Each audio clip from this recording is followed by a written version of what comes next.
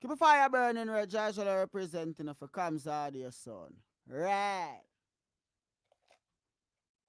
Comes out your son. You burn this wine when I want you shine. The tree of life, them I want you climb, cause them heart no kind. Comes, I say them heart no kind. Buxton massive. Kidaki. Red that. Keep a fire burning red and a Joshua representing of a comes out here. Big up Kidaki. Buxton massive. Hey Babylon boy, you go on like you know, like come son. Red. Never joke, never joke, never joke. Oh, money never, money never, money never, money never, money never, money. I know what you conniving. Money, money never, money never, money, money never, money, money. You can keep your conniving money. When you've been knocked for a bum, in a bill tell me money. Now because your money done, you come with conniving money. When you had your pocket full, in a bill tell me money. Now because your money done, you hustle for tell me money. Yes, money never, money never, money, money never, money, money. Now I don't want you conniving money. Neighbor, neighbor, joker. Neighbor, neighbor, joker. Neighbor, neighbor, joker. That's all the money that me walk, walk. A 2 pound note and a kill that piece. A 2 pound note and a kill that piece. A 2 pound note and a kill that piece. This is all the money that me walk, walk. I said money, neighbor, money, neighbor, money. Money, neighbor, money. Money, I don't want you conniving money. Oh, Joseph. Guyana and Guyanese, at home and abroad. Tune in to Guyanese Morning Time, hosted by Kadaki Amsterdam, where the sun always shines. Guyanese Morning Time, the people call it Guyanese Morning Time. Rhythm, rhythm, Guyanese Morning Time. Intelligence and knowledge run the front line. We go again, Guyanese Morning Time. The people call it Guyanese Morning Time. Rhythm, rhythm, Guyanese Morning Time. Intelligence and knowledge run the front line. We go again. We rise up early morning watching Tom's TV, where wisdom and knowledge, yes, it is the key. Exposing corruptions over land and sea, where the wicked politicians they try to trick me. Guyana is a land for everybody. With 6 races should live in harmony. Is one set of people getting aisle money. Is one set of people doing the thievery. Beep, beep, Guyanese morning time. The people calling Guyanese morning time. Rhythm, rhythm, Guyanese morning time. Intelligence and knowledge run the front line. We go again, Guyanese morning time. The people calling Guyanese morning time. Rhythm, rhythm, Guyanese morning time. Intelligence and knowledge run the front line. We go again. This is a program that you all can see. Sharing your views and your integrity. Like it, comment and share it all around. Pass it to your neighbor, safe and sound. A sad situation going on in this town. The voice of the people is getting trampled down. Out of the mouths of babes and sucklings, which Jah has ordained me to sing. I sing Guyanese morning time. The people calling Guyanese morning time. Rhythm, rhythm, Guyanese morning time. Intelligence and knowledge run the front line. We go again, Guyanese morning time. The people calling Guyanese morning time. Rhythm, rhythm, Guyanese morning time. Intelligence and knowledge run the front line. We go again, fooling the people. You're promoting evil. Stop lying to the people. You are a part of the cycle. Stop fooling people. You're promoting evil. Stop lying to the people.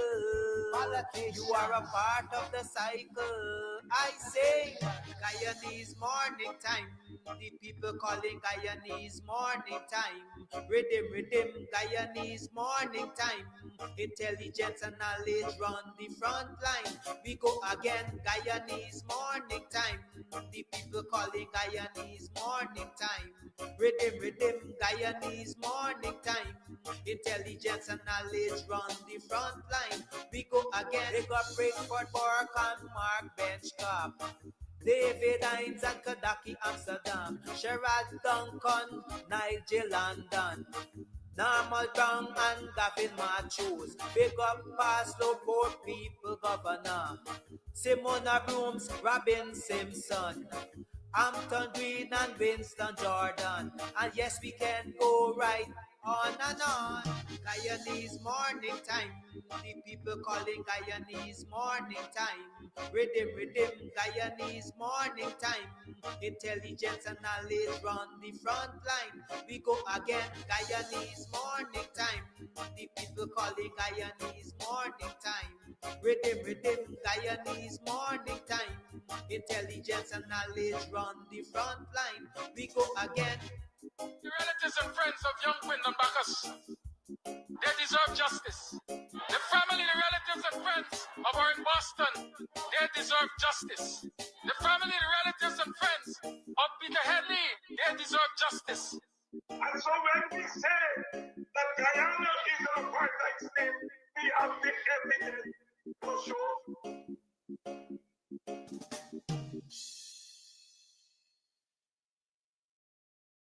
All right, so today we are here at Club Twilight up in Buxton, and we are here to talk about all that's going on up here. Trust me, if you are on the East Coast, you're in Buxton, you're in town, you're looking for a place to get away to, this is the place. The Cutters, mwah. Listen, I'll be having some just now again. We'll talk about that. And then, of course, the ambience is beautiful, fully air conditioned. The decor is on point. The music's on point. Everything's on point. It's just me. I need some work. But everything else that belongs to this club here is on point. So if you want to find a nice little place where you can just drive out of town and have some drinks, have some food, you can call, you can order your stuff and just take it. You don't have to stay. Or if you want to stay here, that's what's up. And of course, they have special events for Valentine's. You can rent a hall. You can rent a hall, honey. You can rent a hall for weddings, for birthday parties, to have a bash.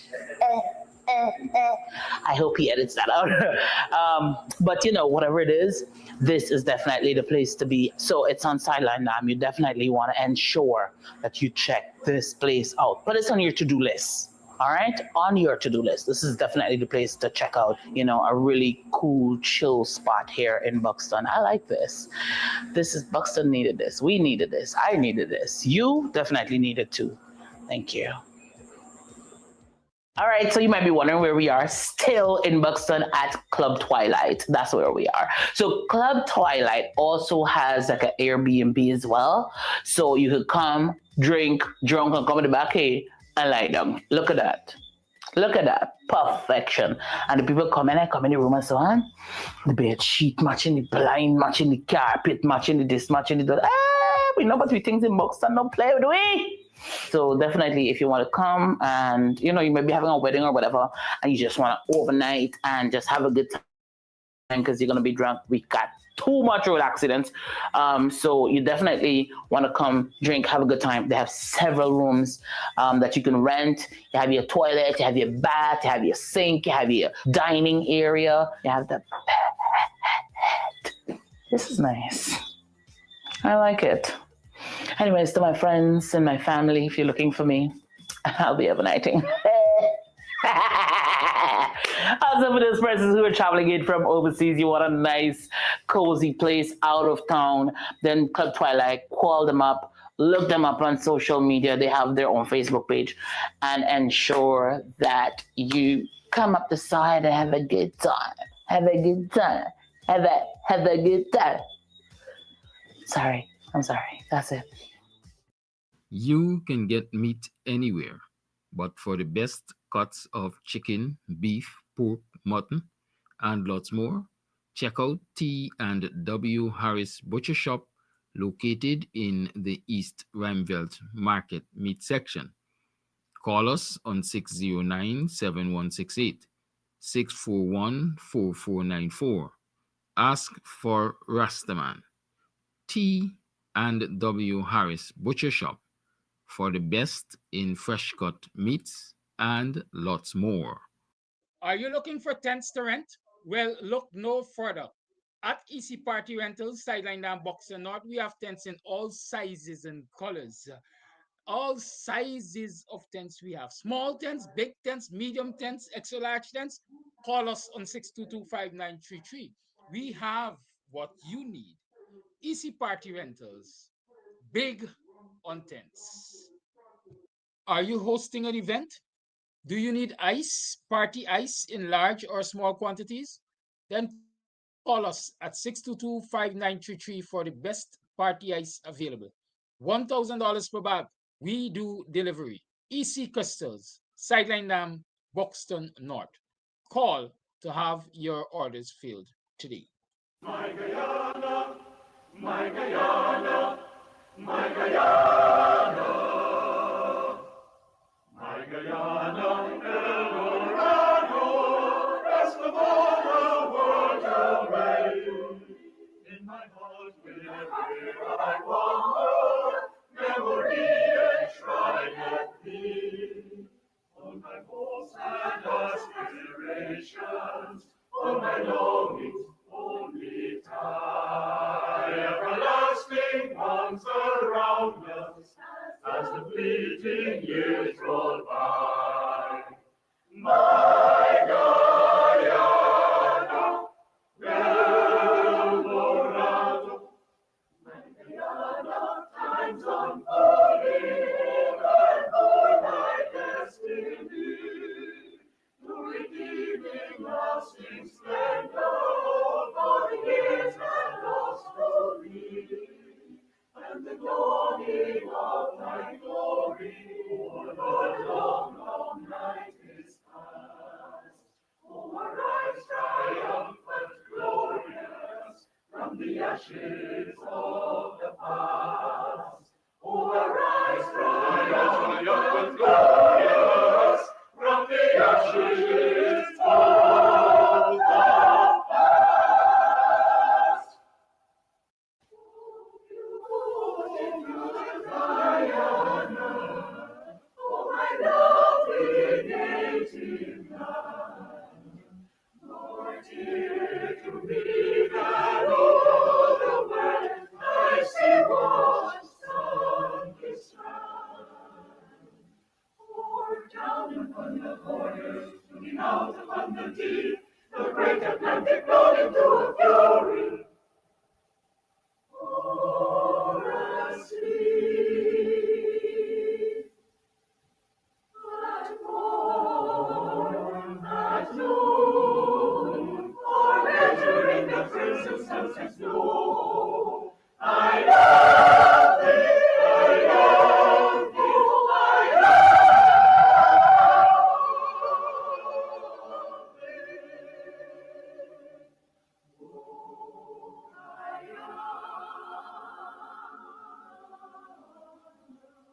Oh, beautiful Guyana, oh, my lovely native land.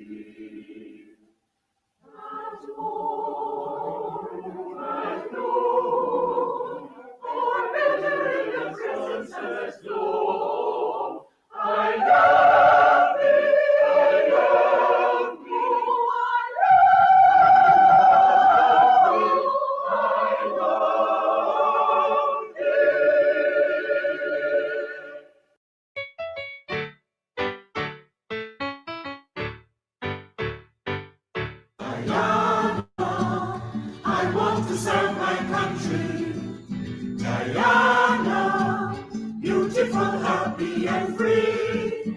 Guyana, let's cooperate with our government to help develop Guyana the free.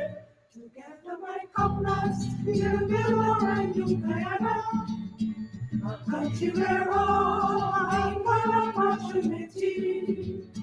So let us begin now to show loyalty to Guyana by showing love and respect for all Guyanese. My brothers, my sisters, we will live and die here together. On to one people, one nation, one destiny.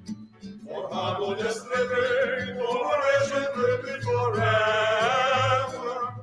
In work and play as we live as proud Guyanese.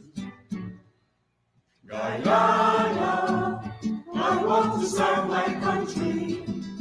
Guyana, beautiful, happy and free. Guyana, let's cooperate with our government to help develop Guyana the free. Well, it's time we settle all the racials in the interior. Our natural resources are there in great quantity. And we will do farming and establish jobs by the border. We'll grow food so we could fill all Guyanese. My greatest desire is to serve my country, Guyana, and sincerely help my Guyana to move along. Our government asks us that we study hard and we learn the things that will help Guyana to become strong. Guyana, I want to serve my country. Guyana, beautiful, happy and free. Guyana, let's cooperate with our government to help develop Guyana the free. To help develop Guyana the free.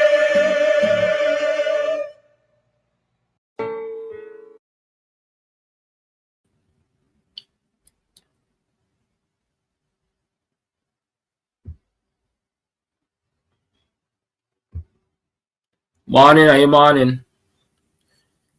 Hello, hi, good morning. Welcome to another program of Guyanee's Morning Time. I am your host, Kidaki Amsterdam. 87 hours 31 on the 27th day of November in the year 2025. How you been? How was your last night? How was your yesterday? What are your plans for today? It's almost the end of the week. They say, or the penultimate day. At least the working week. Today is Thursday. It's karaoke night at Club Twilight. So come on down and let's have a ball tonight. You know, it's going to be a good night. It's month 10 Thursday night. So yeah, come down now. I know public servants get paid by what. Yeah, come up and spend a blind by the bar and what. Come bless up the club. Oh, let's have a good time tonight. A song it's I wonder if I'm gonna make it. Well, I know it's Thursday. Mr. Jordan should be in the house today talking about the economics and the economy. Right? I see the people at Border Big Market. I know. Christmas time, the PPP just used to do all kind of things there. I see like the PPP locking in the vendors by Starbucks Square there. As a matter of fact, earlier I think I saw persons were removed from around Demico House. Am I right?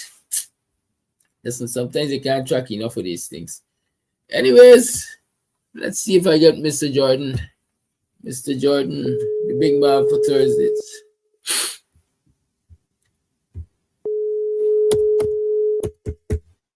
Surviving, y'all don't worry yourself. The doctor says 7 days with medication, 7 days without. Exactly. When you have a cold, it takes 7 days with medication and it takes 1 week without. Which one are you going to choose? Mr. Jordan? Yes, I'm like you too. I'm done with the flu. In fact, day 2, I think, because I now have the running nose and the scratchy throat, so to speak. But since you weather in the storm, I decided to weather the storm also. Yeah, yeah. We can't give up on it. The minute we give up, we can dead. Yes, and so you know, if the minute we give up, then we become food for the vultures. Yeah. You gotta be like the jackass in the well. Every time the farmer throw a load of water himself, he bury the jackass step up.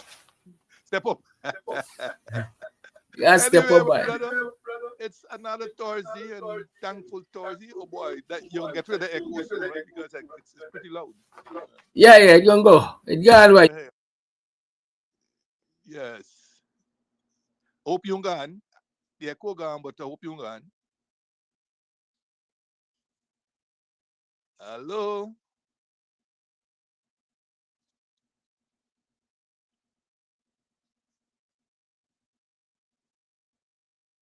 Hello. You hear me?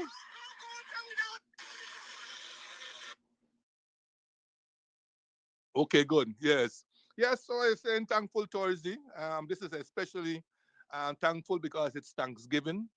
Um, and to all our friends in the diaspora, particularly in America, that celebrates the last Thursday in November is Thanksgiving. Um, we hope that you have a wonderful day today. I hope you had turned back the scales 10 pounds so that you could enjoy the extra weight for today, and that you renewed your membership in the gym so that you go and shed it after tomorrow. But do enjoy, be safe. You know, I was there last year for Thanksgiving with my friend, and he's no more 1 year afterwards. May he continue to rest in peace and power. And to his family who should be listening, Resilient Deborah, I hope you do enjoy your Thanksgiving, notwithstanding your husband is not around. But I hope you do enjoy you enjoy it anyhow. Yes, there's a lot to be thankful for, notwithstanding the environment within which we live. We got to be thankful for the fact that we are still alive. Others didn't make it, and among those who didn't make it is Owen Gordon Edwards, civil engineer, transport and harbors department. Why I mention him? Because he was my first boss. He was my first boss. He died last week, Thursday. I got the news just after I came off the program. He died last week, Thursday, at the ripe age of 80 years. Uh, when I came out of school in 1974, as soon as I wrote my last exam in June, by July, early July, I think the first Monday in July, I turned on at Transport and Harbors Department as a costing and audit clerk. And I was told in my letter to go and see Mr. Belfon, who was the senior engineer at Transport and Harbors Department, civil engineering branch at the time. But when I turned up there in the morning, he wasn't there, and I had to go and see Owen Edwards.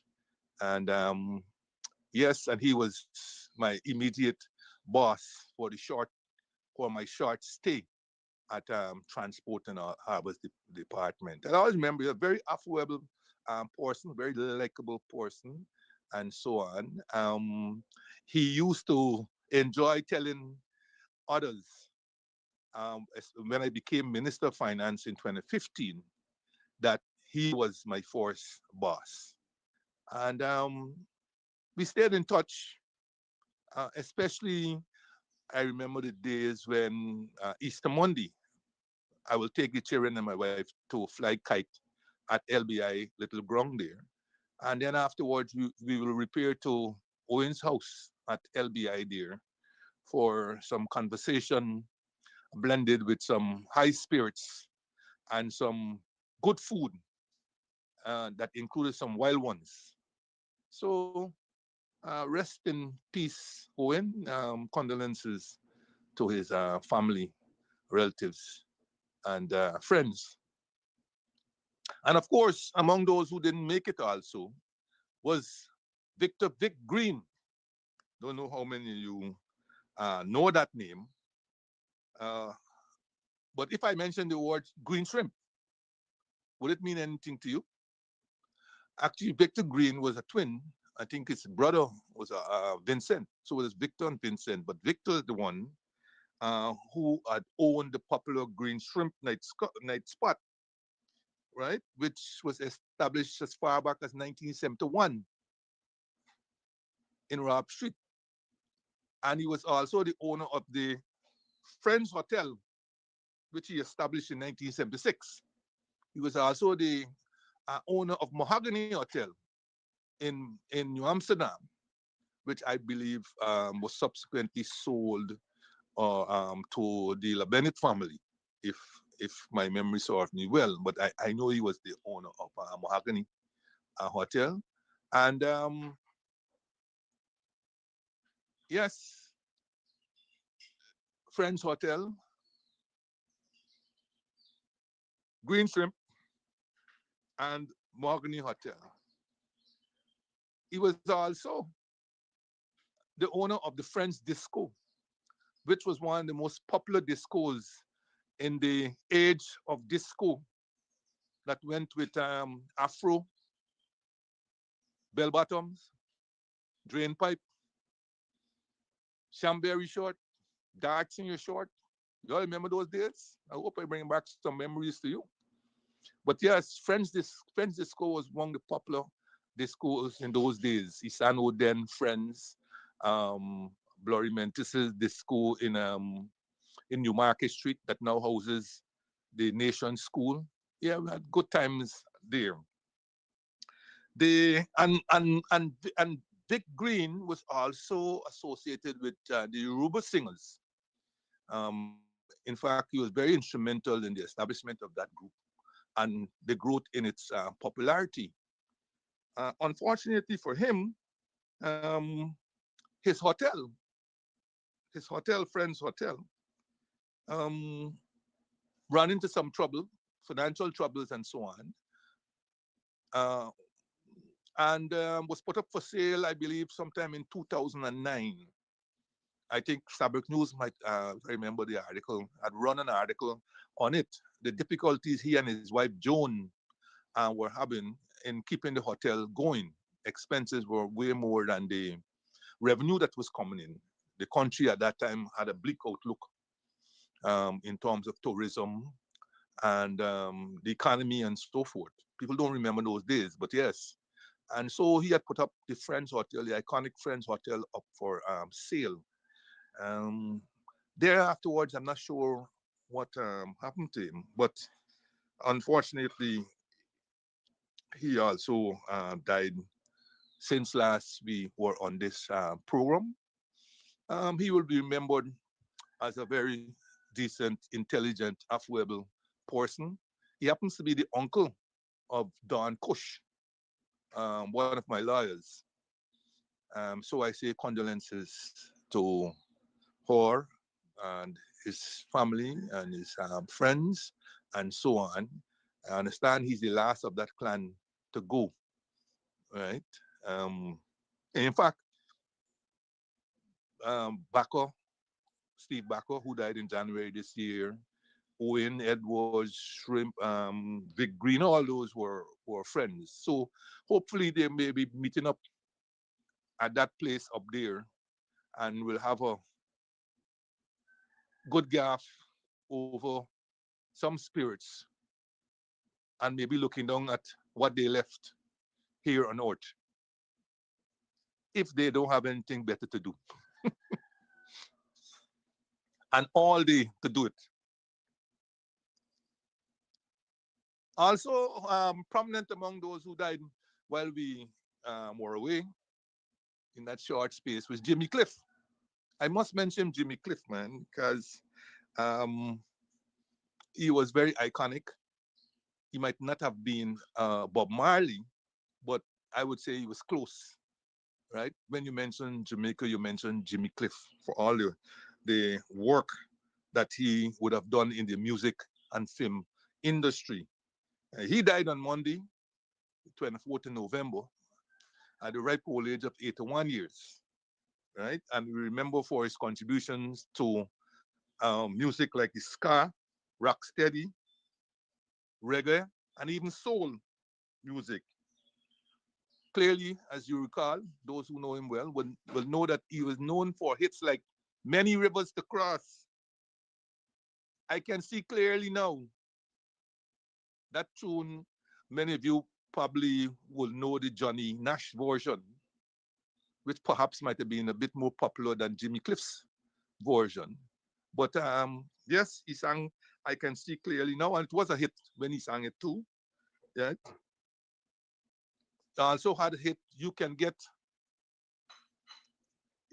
It If You Really Want,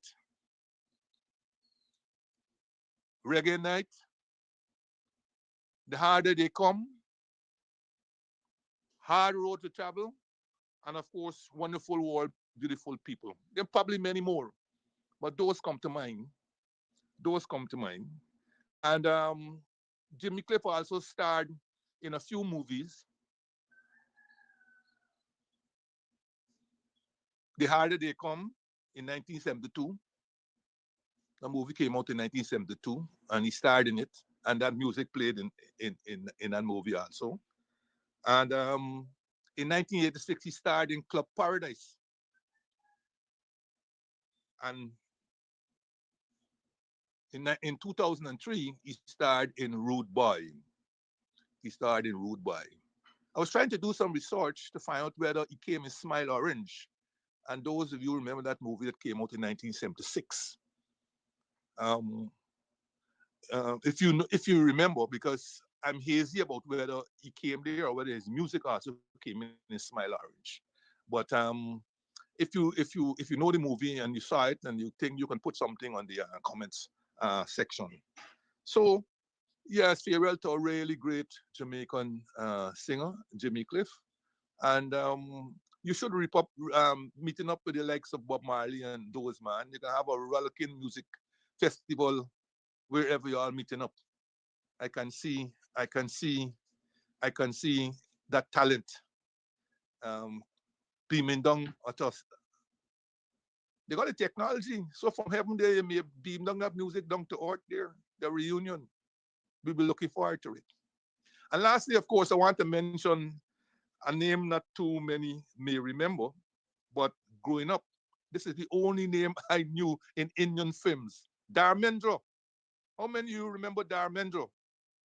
Growing up as a boy, that's all the name that I knew for Indian film star, Dharmendra. Everybody wanted to be like Dharmendra. Every Indian boy growing up wanted to be like Dharmendra.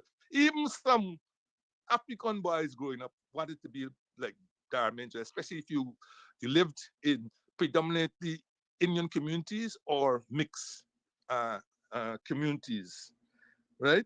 Dharmendra died also on Monday at the ripe old age of 89 years old, right? And I remember his many movies coming at Empire Cinema, Liberty Cinema, and Plaza cinemas. Those iconic cinemas, as you well know, have gone. They've all gone, you know. The one in Empire, there's some mall there named Empire Plaza or something like Empire Mall or something in Middle Street. The Liberty now has um, foreign foreign pizza place or something like that down there. And of course, Plaza, well, I think they have Popeyes or something. So they're all gone. All those cinemas now have gone. People are moved on where cinemas were concerned. But as I said, long before names like household names like Shah Rukh Khan and Rishi Kapoor and so on came known, there was Dharmendra. Dharmendra was like the Indian Tarzan, so to speak. Well, uh, I remembered him and I just wanted to give him a shout out. Many have gone. Those are some of the ones who I wanted to remember, and may their souls rest in peace. And Sunday gone also, I had my opportunity again to attend the potluck supper at Christchurch. Um, It was a wonderful evening, showcasing the talent of the youngsters and, of course, the not so young. It's always refreshing to hear the likes of the David Jors and so on singing, um, especially when you see them in person. He has such a rich voice, and it doesn't seem to be going, even though he's aging. And yes, so it was good to be there among the celebrants, enjoying the conversation and the atmosphere and the food. None more so than our very own Darren Wade's soup with a special recipe from West Bobis. It was so good, I had it once again, and I recommend it. Should he ever want to move away from being a lawyer, he could try his hand at cooking, especially as he markets the soup from West Bobis. Now, last week was graduation week, if we want to call it that. And from November the 20th to the 22nd, UG was graduating some 3,700 graduates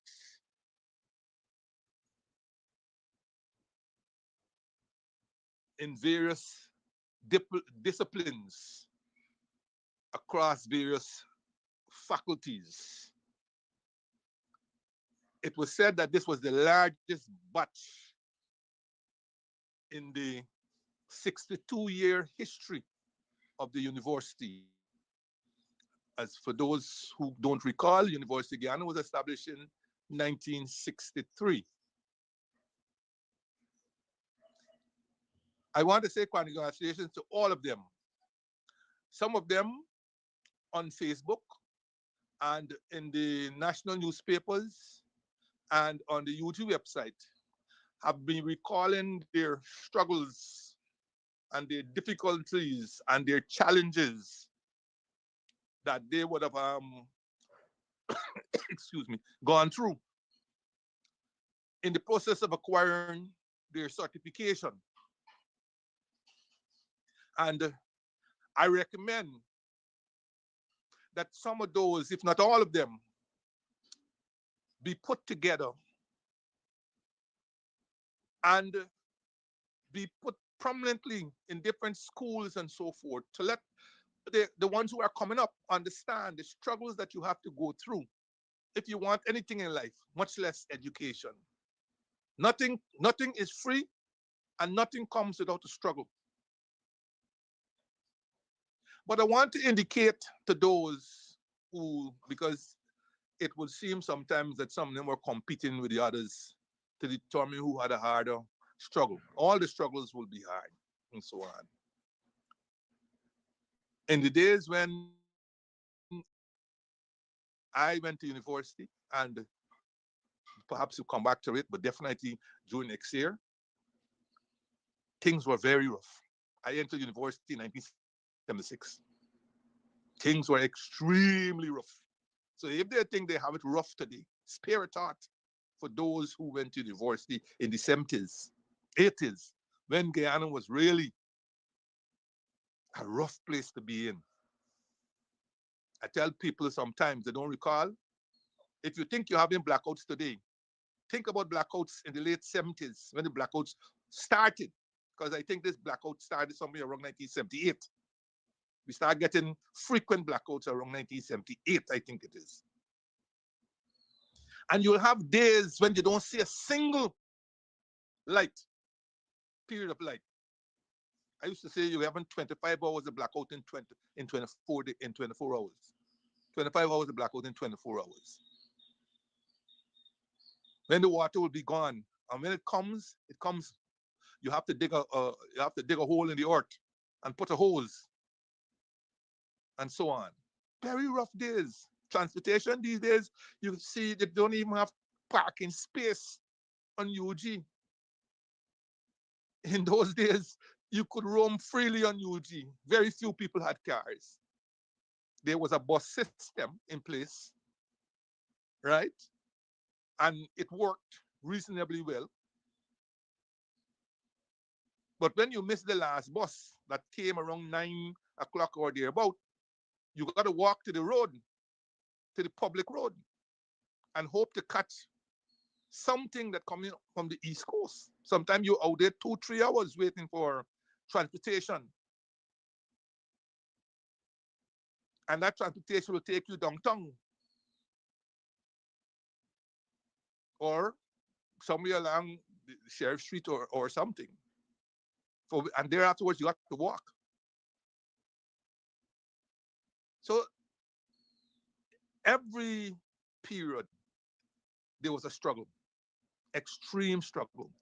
And while I appreciate and see um, and read and understand some of the struggles that I see there, let us be very clear. University is not high school. I think many people don't make that transition. Well, a university is not a high school. And perhaps they need better orientation before they attempt to go to university. Because some people leave school and go immediately into university and find out it's not a cakewalk. Find out it's not people calling out notes and all this kind of story. And you have these people who have never been exposed to research and all this kind of story. So uh, they have gone through their struggles and they have finally um, reached the goalposts. And for that, the rich reward is the certification. Now, certification doesn't mean now you could go and puff out your chest. It's a recognition that you've completed 4 years or 3 years or 2 years or whatever it is. The world of work and where you have to apply that certification is going to be your test. It's going to be your test. By the way, I know the upsurge in distinctions in various disciplines at the university.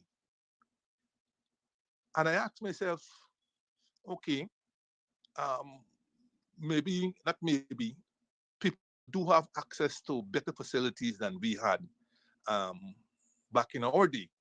Because while there might have been distinctions back in my time, it's, let us say, it was a rare occasion for students, for many students to be sporting distinctions in the subject area. These days,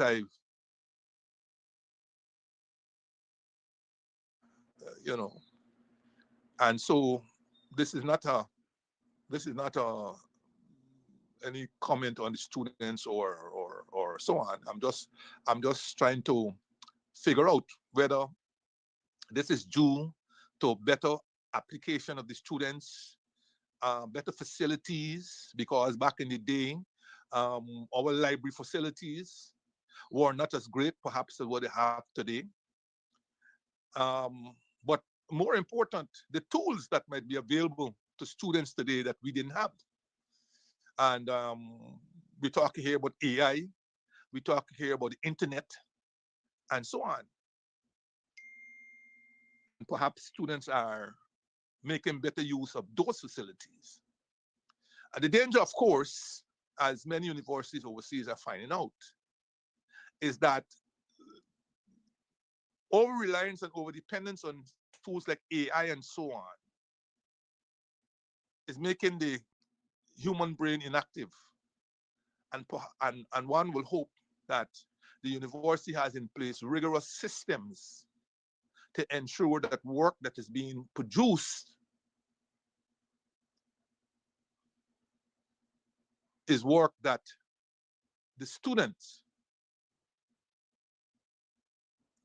prepared and are prepared to defend, as opposed to what might have been pulled down from the internet or AI or so on. I'm not talking tales out of school here. I was a lecturer at University of Ghana for several years.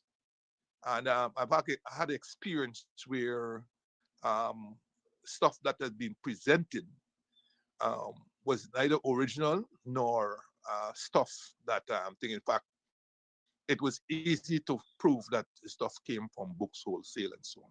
I'm not saying, again, I'm not saying this for any of the persons who graduated and so on. I'm just indicating that, like other universities have been doing, is to ensure that the systems that are in place are continuously checked and upgraded to ensure that the degrees that are being awarded are degrees for which students have worked for and can attest to. Now I'm happy also that the university was able to graduate so many people. When you consider Guyana and the constant noise about absence of skills and have to import skills and so on and whatnot, that the more people who can be graduated with a top quality certification is the less that this noise will be made. And this excuse about having to import labor will be made. My concern here would be whether these 3,700 people can find work in a country where they say there's a shortage of skills. Because I have experience of many people asking me if I don't know somebody because they've sent out so many applications, and in many cases they have not even been favored with a response. So we graduated 3,700, another 3,000 plus last year, and so you're going on. Is there any hope that all of these graduates have been able to find work in Guyana, a country where they say that there's acute labor shortage?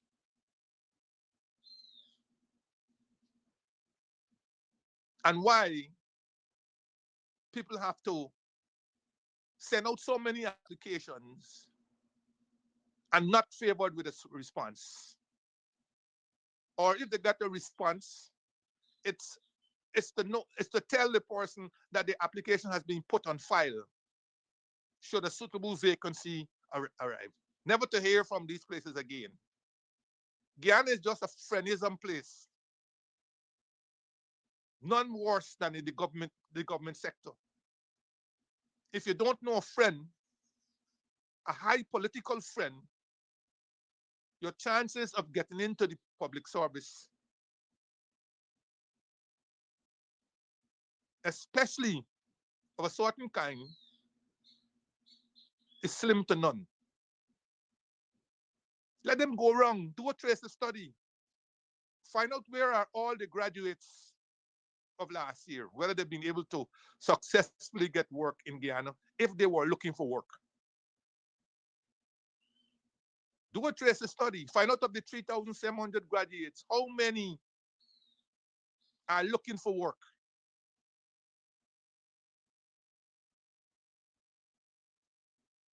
So when all the celebrations and everything are over, spare a thought for these people, especially the ones who didn't have jobs before, who will now be looking for jobs and can't find any. That's where the frustration is coming in. That is where the frustration is coming in. And I would wish the Ministry of Manpower and all this nonsense will get up and get going as it relates to this particular aspect. Why are we graduating so many people and yet they can't find work in a country where constantly you're hearing that we don't have the skills? Which bring me back to the university. Is the university working in tandem with the government and the private sector to find out what is the skill set? What are the scarce skills? In which fields? What will be the demand in terms of skills 5 years from now and so on? Are they working with that? Do they have a map that kind of map? And are they aligning their programs to make certain that we will be comfortable? I mean, when you look, for example, we build all of these medical facilities, and yet we can't graduate enough people to service those facilities.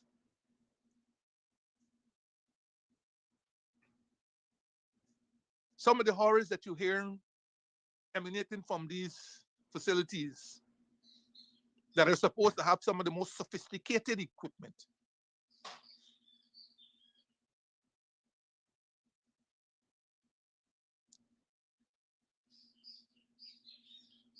is the University of Guyana spreading itself too thin.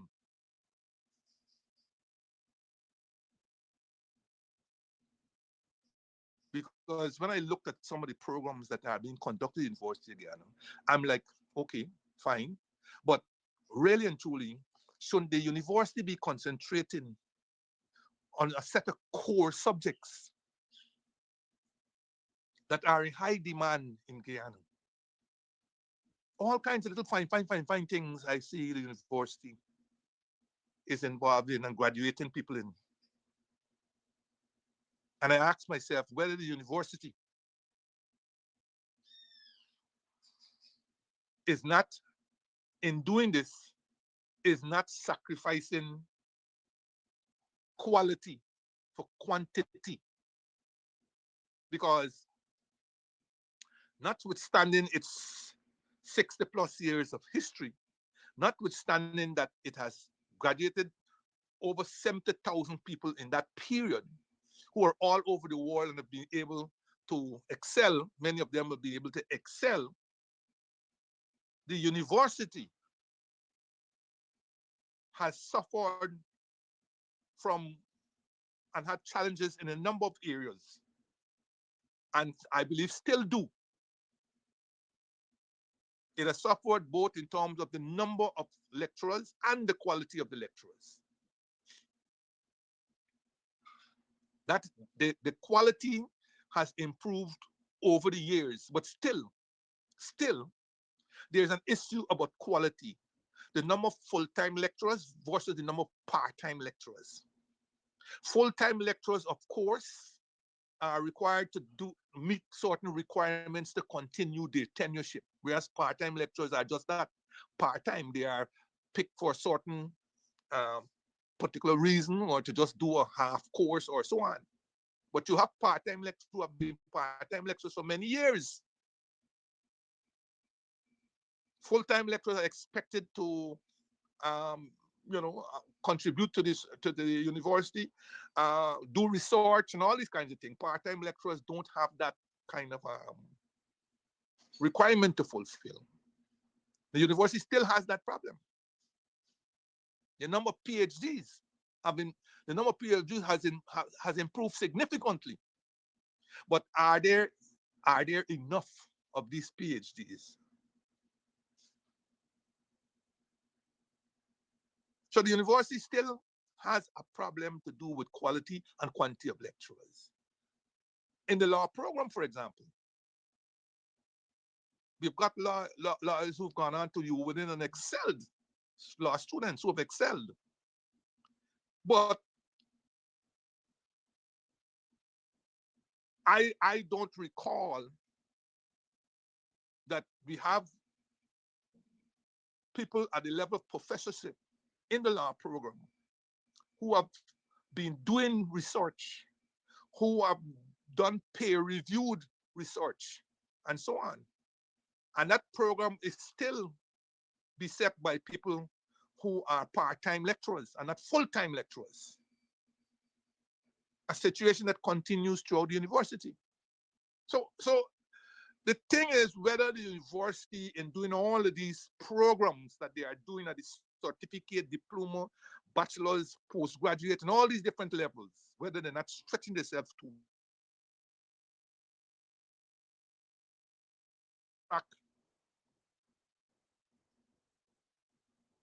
lecturers from overseas in any significant number because of the poor salaries and benefits that are paid. Now, under the coalition, we've been able to do something about the salaries, but not enough.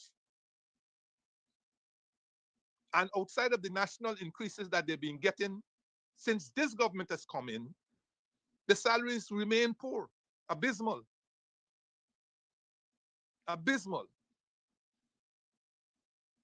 Somebody retiring from the University of Guyana will find that their pension is nothing to shout about.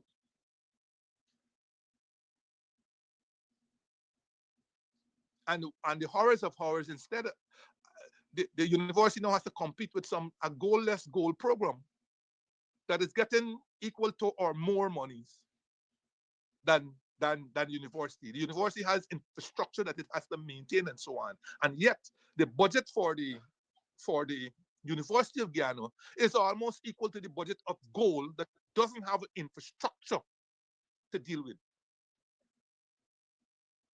And lecturers and all these things to deal with. So significant resources that should be plowed into the University of Guyana is not um, is not being done. And of course, the university also has an infrastructure problem. It has improved significantly over the years, but still, and a lot of the university land has been taken from it, whether voluntarily or involuntarily. Some of the university land has been used to set up the forensic lab, has been used to set up IAST, and so on. And some of the land has been involuntarily taken from it as people squatted on the land, and that land is being left by the university. So the university will have an expansion problem because of the land that has been taken from it voluntarily and involuntarily. And the university is still missing some basic infrastructure. So the university has done well. It has done well, but there's a lot that still needs to be done. And if we go back to the Hamilton report of 2012, university has to decide what needs to be done for it to become a high performance institution. And don't forget, this is my alma mater, so I am not criticizing university.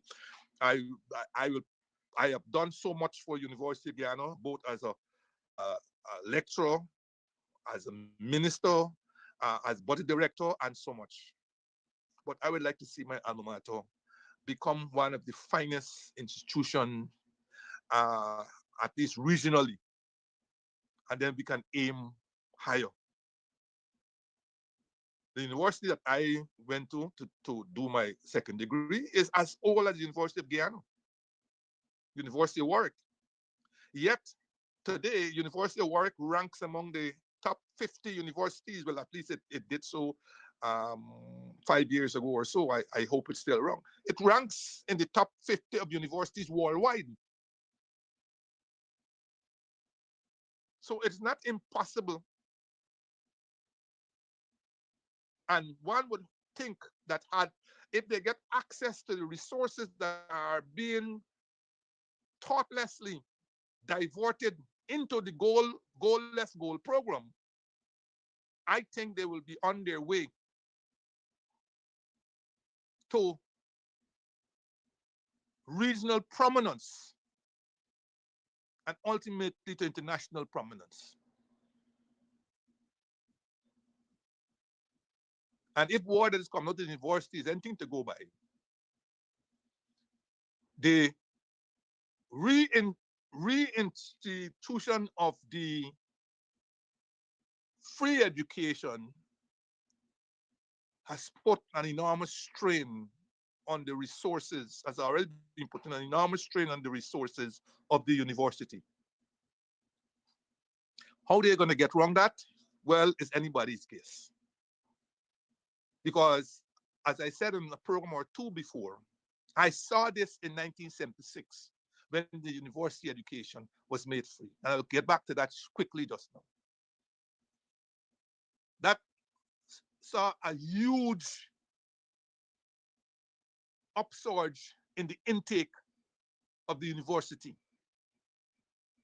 that that put untold pressures on the human, physical, financial, and other resources of the university. And I can see that happening. And if the university doesn't pay attention to it, it will ultimately have an impact on the quality of the product that it puts out.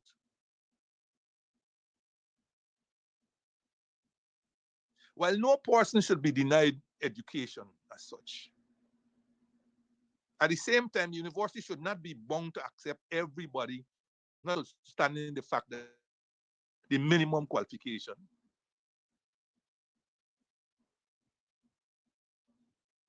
When you look at the guy who is the graduate, is the presidential medal winner graduate with a 4.0 GPA this year, he said when he applied to university, he was rejected.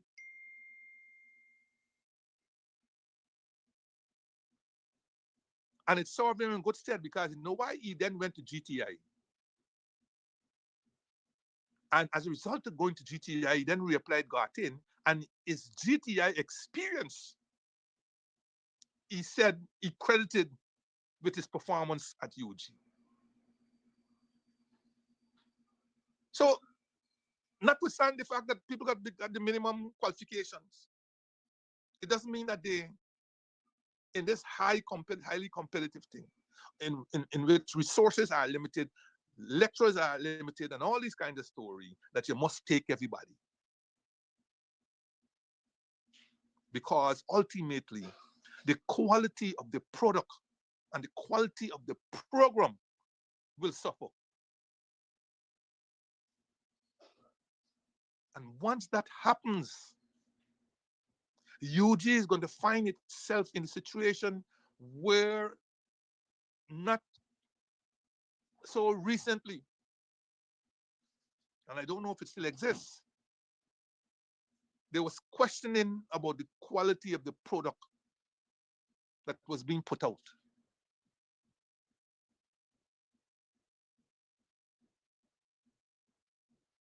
You all remember the days when private sector people said they would accept UG graduates?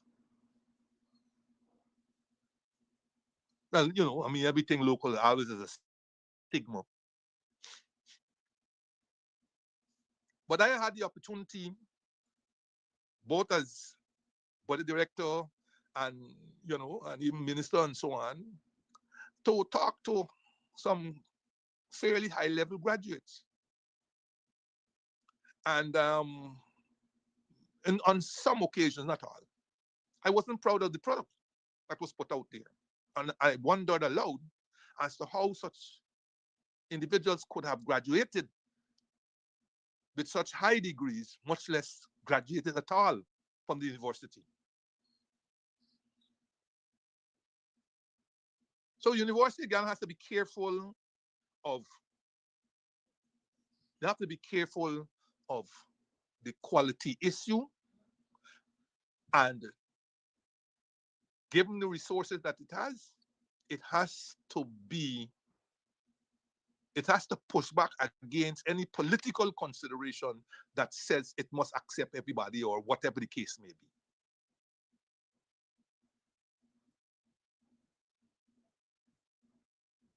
You know, it dawned upon me that the university may very well be the place that will be putting out the future presidents of this country.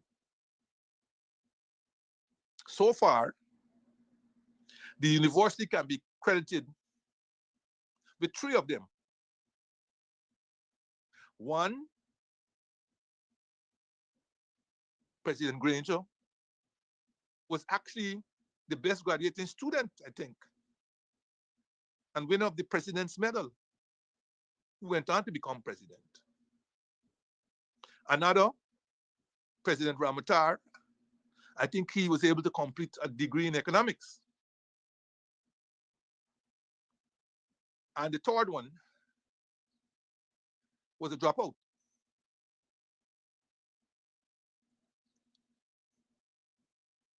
A diploma program that he was pursuing, apparently was either too difficult or too what? Well, I think I understand he dropped out before the first term ended.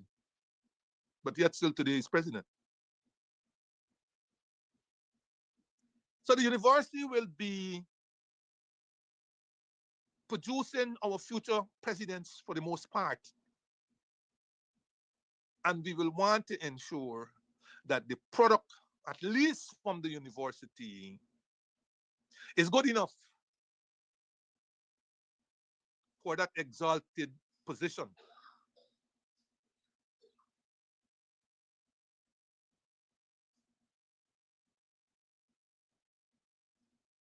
And two other issues to do with university I must comment on is this business of honorary doctorates that the university seems preoccupied with.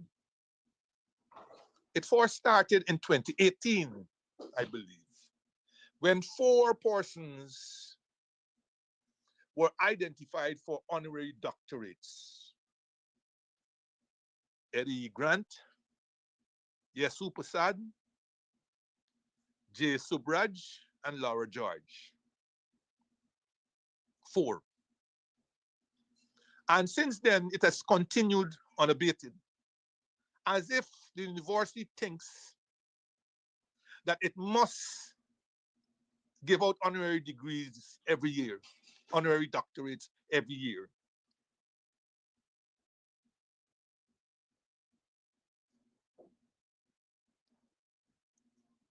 By 2023, that 4 that was given out in 2018 became 10. 10 honorary doctorates were given out in 2023. Another 11 honorary doctorates were given out in 2024. And a further 9 honorary doctorates were given out in 2025. UG will be hard, even though there's no correlation between academic PhDs and honorary PhDs, UG will be hard pressed in its 63 years to say that it had awarded 5 academic PhDs. Compared to what appears to be nearly 50 or over 50 honorary PhDs. Like I said, there aren't correlation between the two.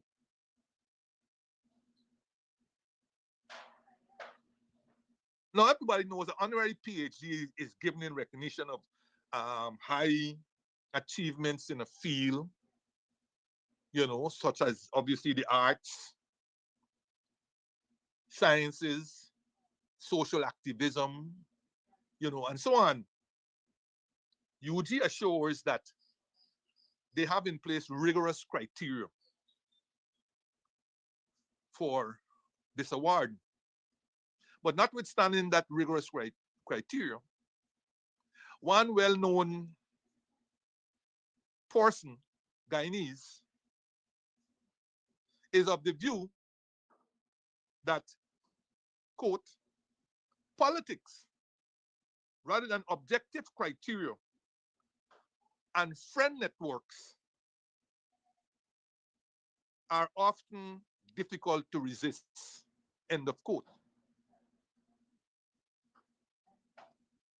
When such an opinion from a highly visible person is expressed openly,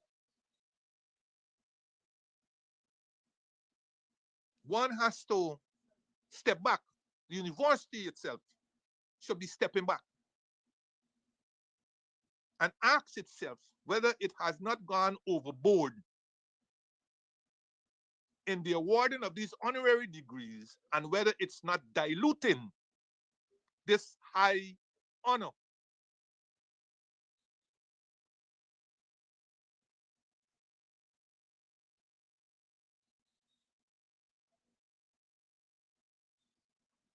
We must, I ask myself, for example, what will happen when Guyana wins its fourth gold medal at the Olympics?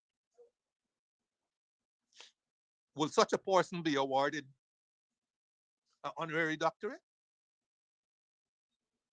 And would that be equivalent to say Chandapal's 11,000 plus runs over a long period?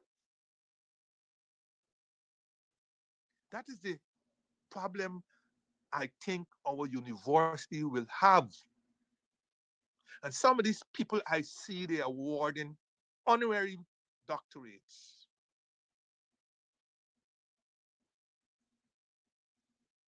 It will be interesting when you match them against others in the society.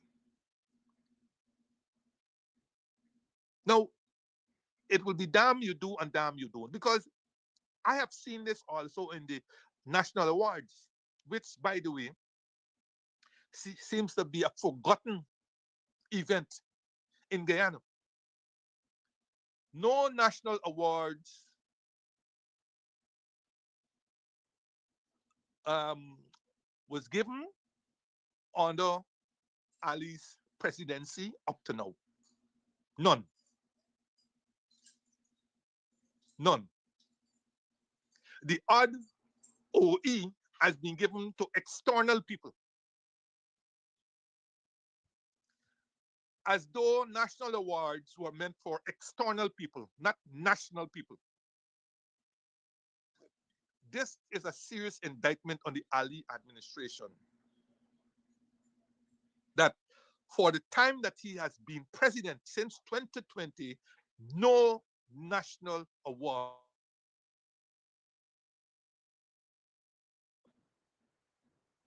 And this is part of the problem. These aren't Ali's awards or the president's awards. These are national awards. And the unfortunate thing is that the committee that is supposed to make recommendations is far from national.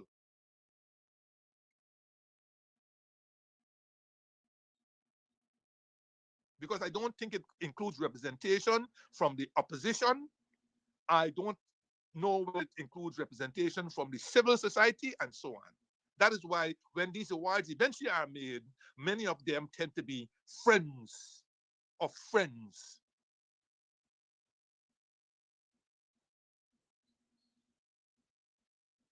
But that's a diversion. My only thing to you, G, is look, ease up on these honorary doctorates because the sniggering on Facebook and all these places is going on. Let an honorary doctorate awarded by University of Guyana be something that is pride of place. It is such high honor. It is genuinely being awarded for. And look, you got a lot of outstanding people. Are all of them going to be given honorary doctorates? And let us do like say the Order of Excellence. Only X number of living people can get the Order of Excellence, and so on. So as not to dilute, you know, so as not to dilute the efficacy of the award. You awarding 11 doctorates and 9 honorary doctorates and 10 honorary doctorates, when in one year, when in that particular year, you're probably not even awarded one academic PhD. As I said again, it is not that they are linked, but here, make getting an honorary doctorate from University of Guyana a thing worthy of it.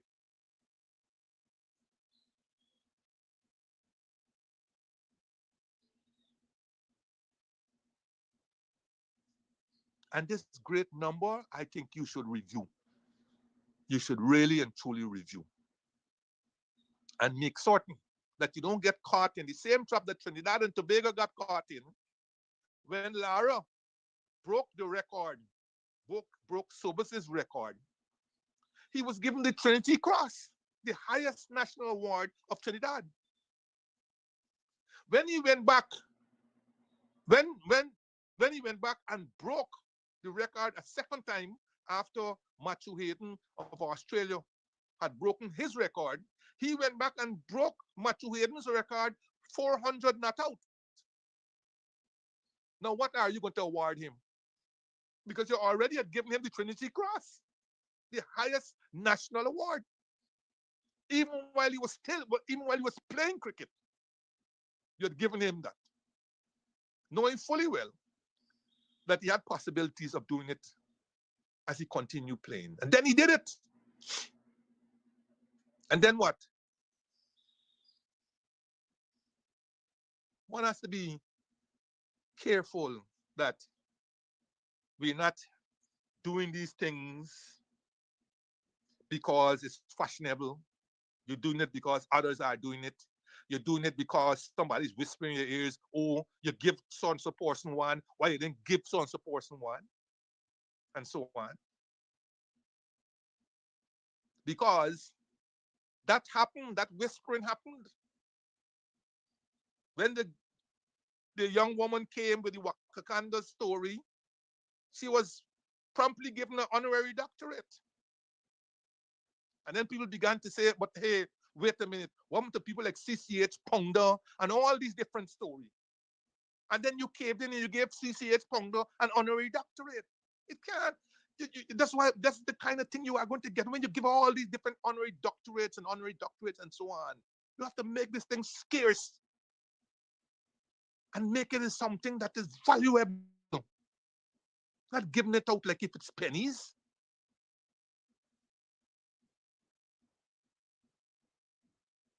No, I'm not saying that whoever you awarded so far shouldn't get it and all this kind of thing. I'm saying equally the number that you talk about here, you got so many others that you who are going to complain that they should get one too.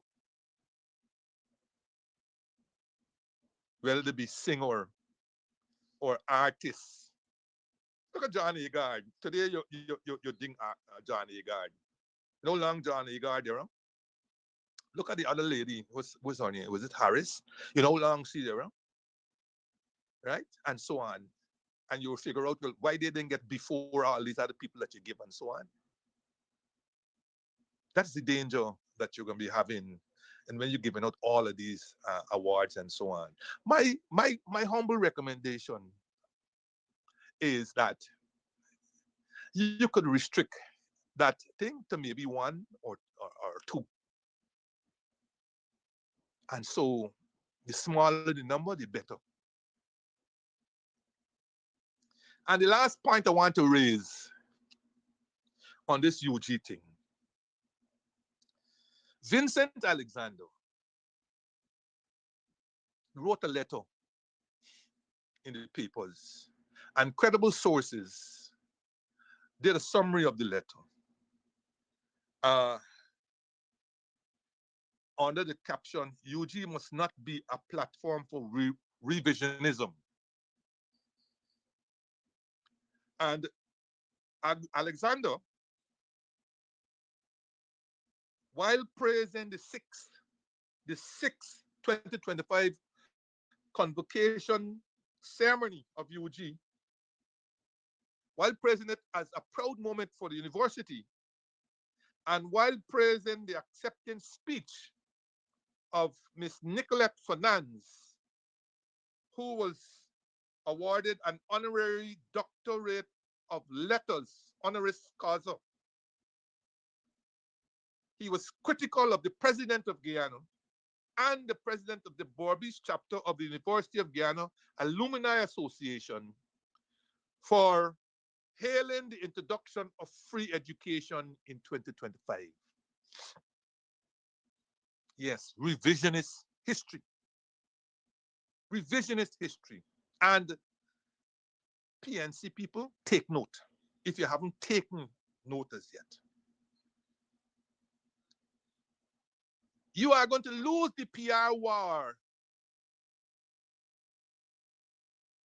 or you're going to wake up one day and find out they have succeeded in writing out Forbes Barnum and the PNC out of the history of Guyana. Yes.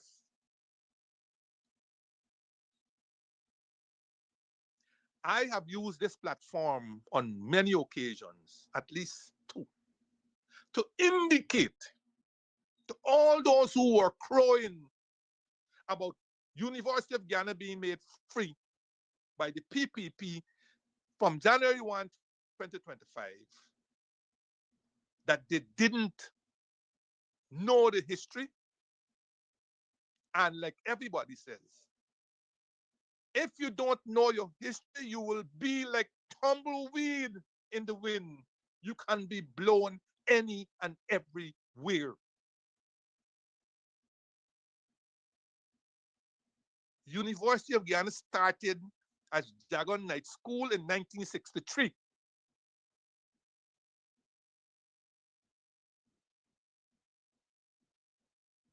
And it started only because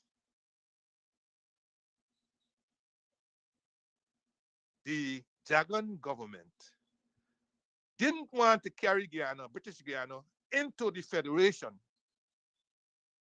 ostensibly because the Guyana would have been swamped by the largely African Caribbean people. So he didn't want Guyana to join the University of the West Indies. He opted for to go alone as University of Guyana. No, I got no problem with that. Maybe it would have been better off being a campus of the University of West Indies because of their resources and whatnot. But that decision was made. 1963, Jaguar Night School started Queen's College. When that University of Guyana was started, it was a fee-paying institution.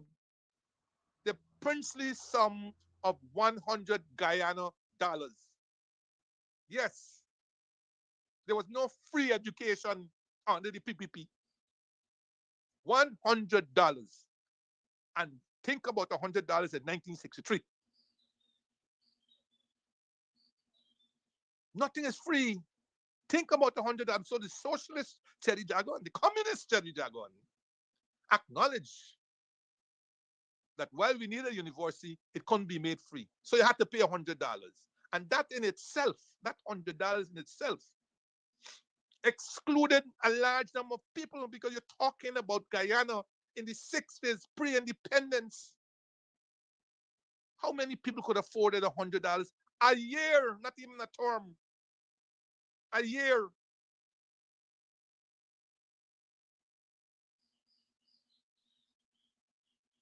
Guyana got independence in 1966 under the premiership of Forbes Barnum, who, with the TUF, not the TUF, the UF, Peter de Gaar's UF, had formed the government under the proportional representation electoral system in 1964. They took Guyana into independence in 1966. And consider this. 13 years after the University of Guyana was established under a PPP government led by Jagon, for which you had to pay $100 a year, 13 years afterwards, it was Forbes Burnham and his PNC in his speech on May the 4th, Labor Day at the National Park, announced that effective September 1976, all education, all public education from nursery to university would be free. Would be free. The year before, the year before, he had made co-education. He had made bishops, Queen's College, Roses, Saints into co-ed schools. And I think earlier this year, some of those schools celebrated 50 years of co-education.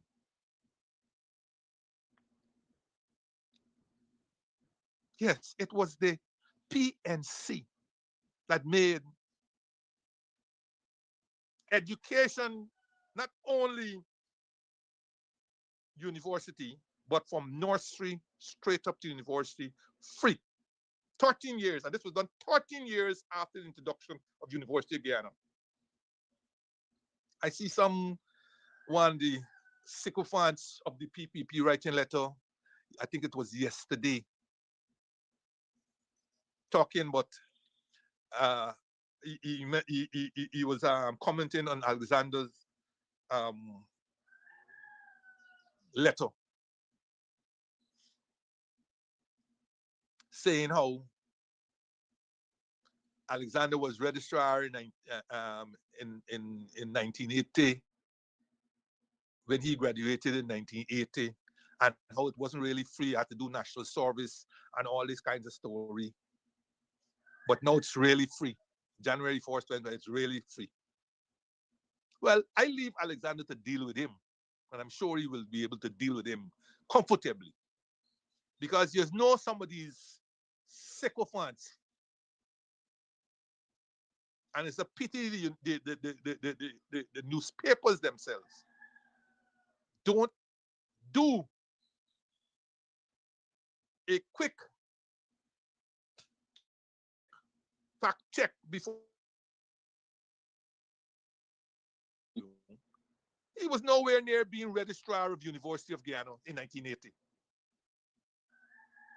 On the contrary, he might very well have been in Russia doing his first year in Russia, or completing his first year in Russia in the Russian language. Nowhere near being registrar. So where will this sycophant have got such an information? And University of Ghana had no faculty of engineering in 1980. None. I know all of that because I was on campus. I graduated in 1981 as a distinction winner. University of Ghana had a faculty of technology. And they had only recently introduced the bachelor's degree, because up to the late 70s, all they had was what they call an HTD, a higher technical diploma.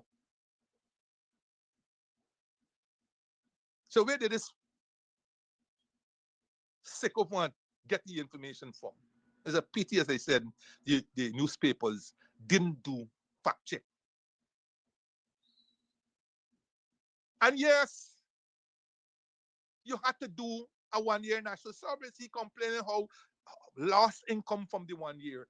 Listen, as I said a number of times on this program, national service is compulsory in places like Ghana, Nigeria, Israel, South Africa, and you name them. That is the problem you have with some of these people. They lack the patriotism. And they feel that this country owe them something instead of them owing the country something. Many of those countries that I call, the students have to do part of their national service as part of the university education. But they will willingly go to the United States and all these places and comply willingly with the requirements there. They will willingly go there and comply with them but in their own country, they refuse to build it. And of course, it's all about race. If Jagan had introduced national service, no problem. Once it's born, we can demonize it. We can demonize it.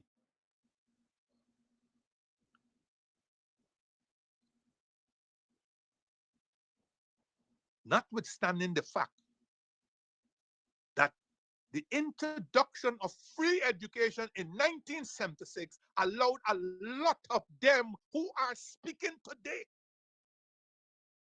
who would not have been able to access university education, they're lamenting up to today. Let me tell you something. I did my national service part of it at Papaya, 1978.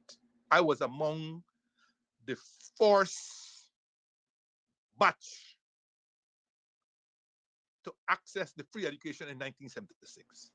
Prior to then, I wondered how I would have got to University of Guyana. Notwithstanding, by then I was working at Customs and Excise.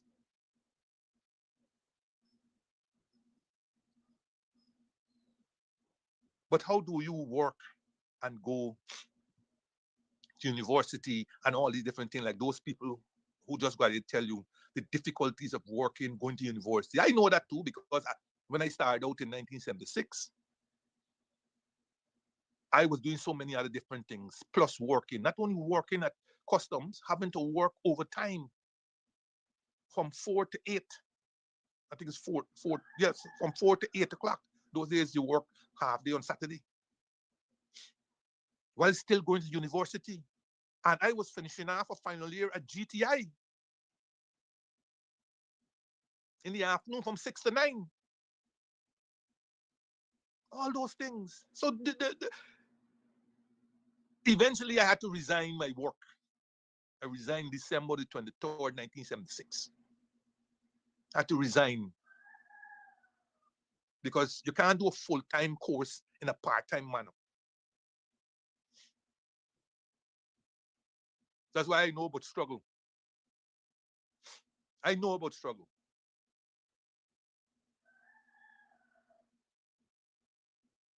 When in 1978 I had to do national service, it was the best thing that ever happened to me in terms of discipline, in terms of health, in terms of seeing my country. Because all I knew was Georgetown and Berbice. When we want to go and party at Mahogany, we catch the boat and we gone over and we stay over there until it was boat coming up in the morning at TNHD. And then I started to get to know about the Escribo Coast. But it was the first time I was able to be out of that arena and head for the first time. We stopped. I remember the Jaimito took us from that goods wharf there in Kingston. Our first port of call was by Mabaruma there, out there, Kumako, where we had to unload lumber and all kind of stories from out the boat that we took there. Then from Kumako, I think we went to let me see if I could. We went to Port Kaitumo. From Port Kaitumo, we took the train that took us to Matthews Ridge. And from Matthews Ridge, GDF what you call lorry took us in the 6 miles into Papaya.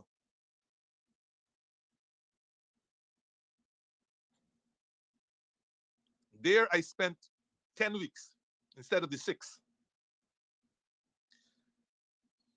Learning about the community, learning about discipline. People think it's just left, right, left, right, left, right. No, it was discipline. It was the fittest that I've ever been. and at the same time being inculcated in the rich history, political history of this country. I had no regrets of being there. None. Then we came back down and I continued the rest of my national service, in which I was able to help a large number of repeaters, children who were repeating GCEO levels and so on. Large number. I remember teaching the graveyard shift Friday afternoon. Friday afternoon shift when you're supposed to be taking a little tips and so on. I was teaching the graveyard shift at Dolphin Government School to repeaters of GCEO level. All part of my national service. No regrets.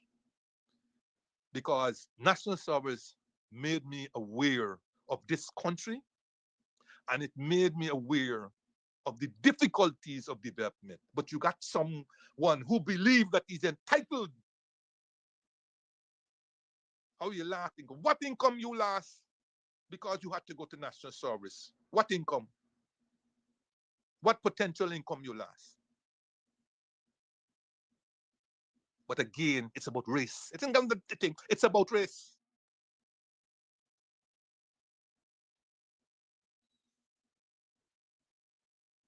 Nash University of Guyana was made free in 1976 September, and it remained free until 1994, when again under the Dragon presidency, fee paying was introduced at the equivalent of 1,000 US dollars. It worked out at that time when it was implemented as 127,000 Guyana dollars. And recognizing that students will have a difficulty paying, they established the Student Loan Agency. For the second time, a student loan agency was being established. Wasn't the first time. The first time that we established a student loan agency was under the IDB Finance Human Resource Training and Development Program that was implemented in the latter part of the 80s. We got a loan from the IDB of 14.4 million US dollars, and the counterpart Guyana was 1.6. Total amount available $16 million. And of that amount, the largest part, roughly 11.7 million US, was devoted to University of Guyana. And a small component of about 1 point something million US was devoted to our student loan revolving fund. And that helped people like our taxman who was there to go and do his master's, Colin Richards. I remember him was deputy general manager of Guy Bank. He went under that program to do his master's. David Jor, excellent from water, who went and do his master's in water and so on. All of them were financed from that student revolving loan fund. A similar one was established to assist those economically challenged students to attend a university now where fee paying was introduced. Now they make an excuse. That's all right. Oh, it was there when we came in and was part of the IMF program. All right. All right. No, who's disputing that? But you can't dispute the fact that you introduced fee paying in 1994. That's a fact. Under PPP government, it's a fact. All the reason that comes afterwards, we could accept that. It's a fact. It's that one that you want. Fee paying introduced 1963 under Jagan government. Fee paying introduced again 1994 under Jagan government.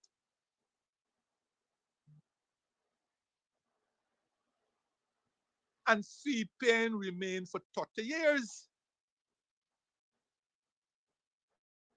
30 years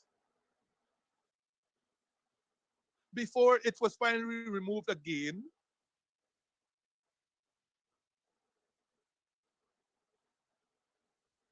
in January 2025. Those are facts. And like Alexander said, we have to beat back revisionist history. And we're not doing enough of it. We're not doing enough of it.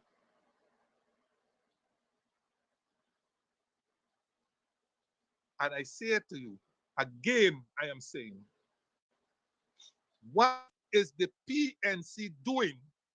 What is the Burnham Foundation doing about next year, which will represent 50 years of the introduction of free education at the University of Guyana in this country? What, what is the PNC doing? What is the Burnham Foundation doing? What are the other organizations? Because I'm saying this early.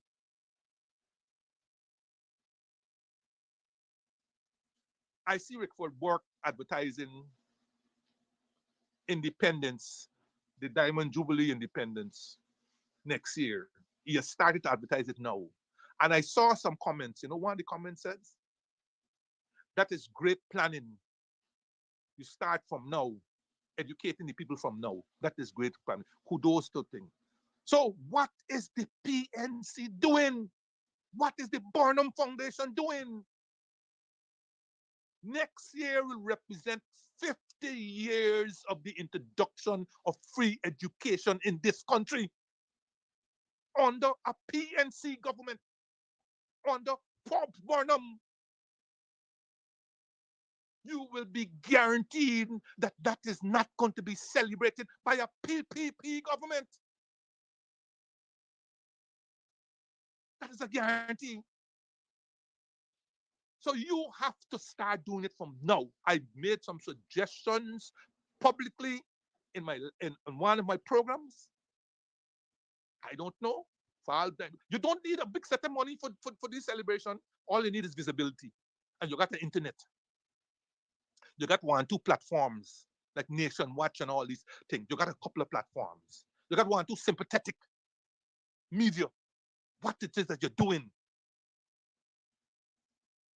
Why can't we roll out a program of activities for next year? How will it look like?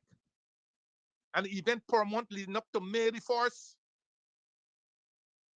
Banners, essays, debates, lecture series.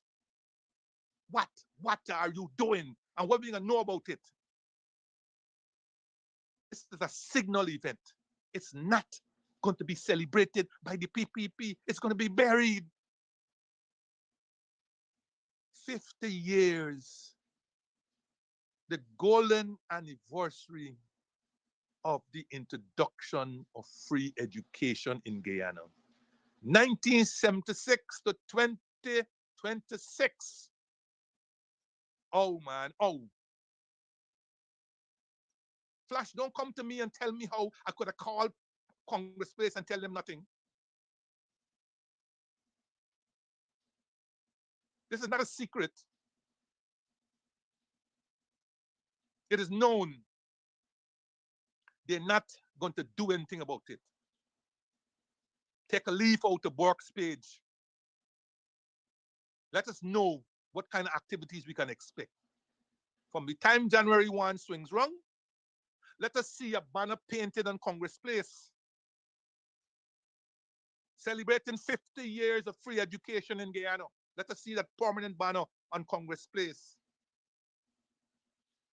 Let us see a ribbon on our programs. Let us see it on the internet, celebrating 50 years of free education under the PNC. Let us see it and call for no big set of money.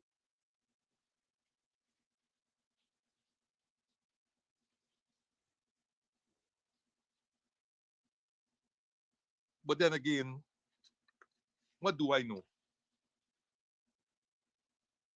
What I know is that the people who don't know the history will get others to write it quickly for them. And that is what has happened to Guyana. I wish the average person, they don't have a clue to history. I saw a couple of months ago, I saw a guy going to a certain school. And I asked him, I said, man, do you know who that person is, who that school is named after? He said, no. I said, do you want to find out? He said, not really. Can you believe it? This was an important individual in the history of trade unionism in this country. And this guy couldn't care less. And he looks like he was about 15 years old. Couldn't care less. No, he ain't got no time with that. And that is what was happening with us. That is what is happening with us. Some people, they have their cultural institutions and religious institutions to help them with whatever history is being told to them. PPP last year, I think it was, or earlier this year, we're now roping in the youngsters and carrying them to camps and indoctrinating them and so on. And you really expect, after all that indoctrination, when they're so small and so on, that they can grow up to vote for the PNC? What it is that you're doing? What it is that you're doing? Look at what we're facing today.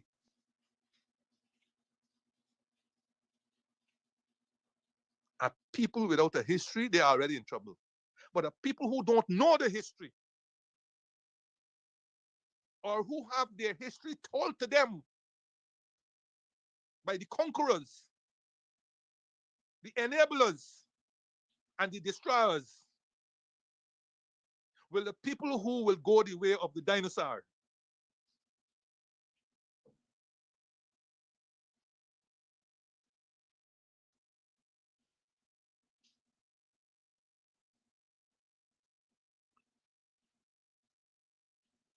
My final thoughts for today has to do with this article I saw. Newsroom, November the 22nd, 2025.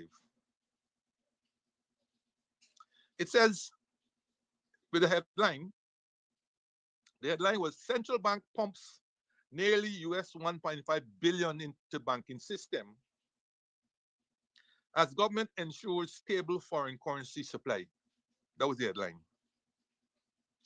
And the article reads in part, President Ali on Saturday revealed that the central bank has injected almost 1.5 billion US dollars into Guyana's banking system so far in 2025, nearly 4 times that of 2024, describing it as one of the largest and most proactive interventions ever taken to stabilize the foreign currency market.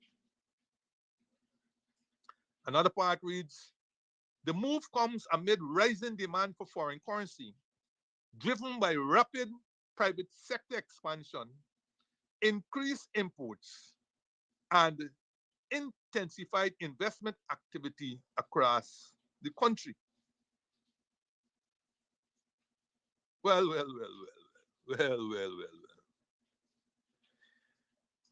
You know, at first blush, this appears to be a fantastic thing, right? I had stopped the episode that I was doing on the foreign currency because we had other matters that came up. But if you recall um, anything from that series, one of the things I said is that let me see if I can find it. Was that for example, the central bank's reserves is normally used. Our central bank, by the way, our central bank reserves is normally used to meet certain government transactions like fuel purchase, debt repayments, and limited interventions in the foreign currency market. Limited interventions into the foreign currency market. Now, you see, prior to 2025 September, here are some of the interventions, whole year interventions that the central bank was doing into the market, right? Giving credence to what I just said. In 2015, the central bank intervened, in other words, sold US $5.75 million to the market to stabilize the rate at 208.50. 2015, 208.50, right? And the Bank of Guyana's reserves at that time was 595 million US dollars. In 2016, the central bank sold 27.3 million US dollars to the market to stabilize that same rate at 208.50. I'm talking here about the Bank of Guyana rate, not the market rate. The Bank of Guyana rate, and I'll come back to it just now. They sold 27.3 million US dollars to stabilize the Bank of Guyana rate at 208.50. And the Bank of Guyana reserves at the end of that year was 597 million US dollars. Between 2017 and 2018, the central bank made zero intervention in the market in terms of sale. In terms of sale, right? With the exchange rate remaining at 208.50. And the reserves of the central bank being 584 million US dollars in 2017, but it had slid to 528 million dollars by 2018. In 2019, the central bank hardly intervened in the market. In fact, it sold 100,000 US dollars to the market. 100,000 US dollars sold to the market to maintain the rate again at the same 208, 208.5, 50. And the central bank had reserves of 576 million US dollars. So at the end of 1976, we had left the central bank with 576 million US dollars, right? Not counting 2020 part of it. Between 2020 and 2021, there was zero intervention by the Bank of Guyana into the market. In other words, nothing was sold, and the rate remained at 208.50. Right? The rate remained at 208.50. 208.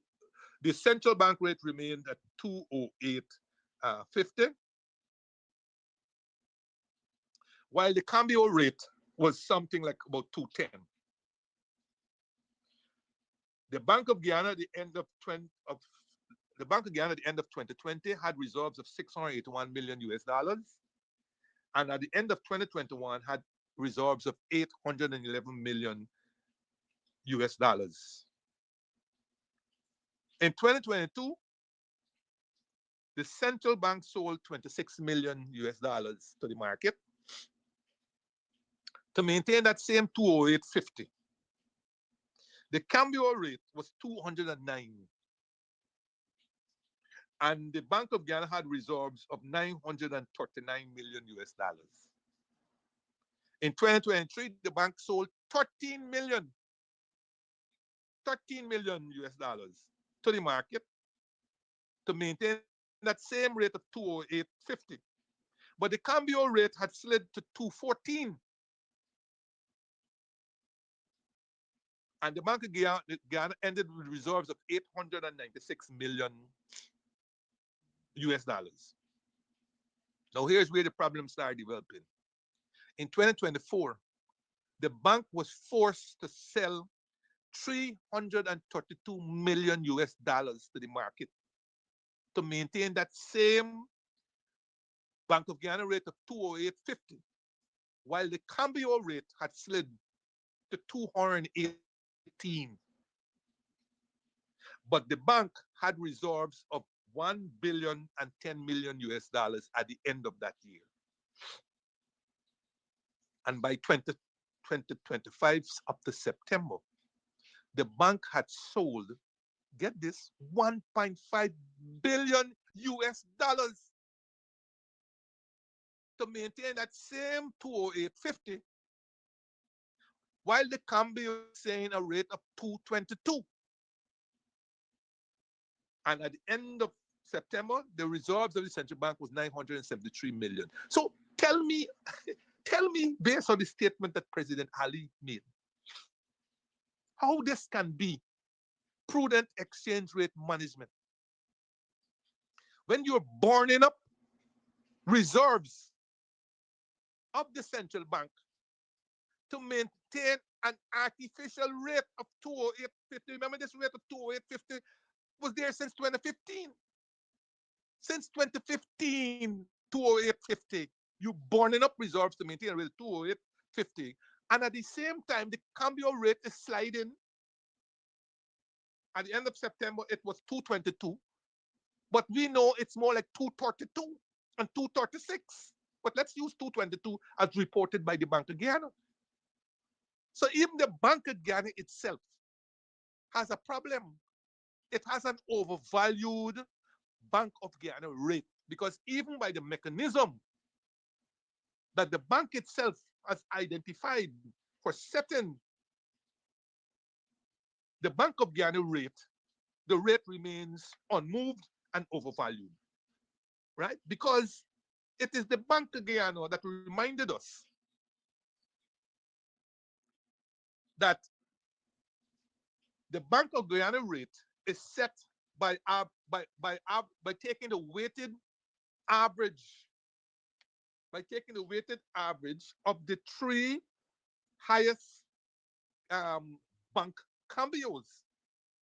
And as we can see from this, what I've just indicated to you, that the Bank of Guyana, the cambio rate has been sliding, but yet the Bank of Guyana rate has remained the same. Last week, I said to you that based on the memo that was leaked from the Ministry of Home Affairs, it showed where they were requesting the Bank of Guyana to pay the 62,000 US dollars to the lawyers in the Azradin extradition matter, the Jamaican lawyers. A transaction that should normally go to the cambio and not the Bank of Guyana. So if you can't get 62,000 US dollars out of the cambio, that's the reason why they'll have to go to Bank of Guyana, because it's an expense that needs to be met urgently, and they can't go in a queue, lining up in a queue, waiting to get $62,000, because by then they won't get these lawyers to come and do this case. So that's why they go to Bank of Guyana. It is admitted that to get small amounts, I read it somewhere where a guy says he was merely trying to get 30 something thousand, and he was told to join a queue. And it will take between 3 to 6 weeks before it can be processed for him to get 30 something thousand US dollars. We can't continue, not we, all right? The government can't continue to think that they can burn up the Bank of Guyana's revenues into throwing it in the market to maintain an artificial Bank of Guyana rate, and to feed the appetite of the cambio market for United States dollars. It is clear that the government thinks that this is the only weapon in its armory for stabilizing the rate. And let us be clear. They're not stabilizing any rate. They're not stabilizing any rate. the rate is still sliding because the cambio market has a voracious appetite, has a voracious appetite for United States dollars. And who's the cause of that?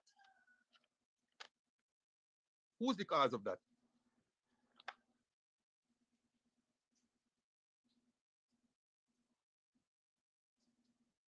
The very same government who is crowing about, who is crowing about rising demand for foreign currency driven by rapid private sector expansion, increased imports, and intensified investment activity across the sector, across the country. You see, you can't intensify these activities in an open economy like Guyana. When I say open economy, I mean it gets most of it, it sells most of what it produces in the open market, and open market here including protected markets, and it buys most of what it needs from that open market. So we have an open economy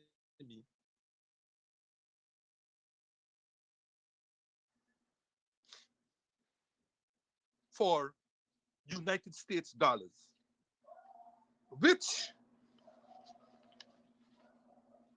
for the purposes of earning comes from a few sources. It, in Guyana's case, it comes from exports of goods, the largest of which is oil. Now, you'll see a big fancy number on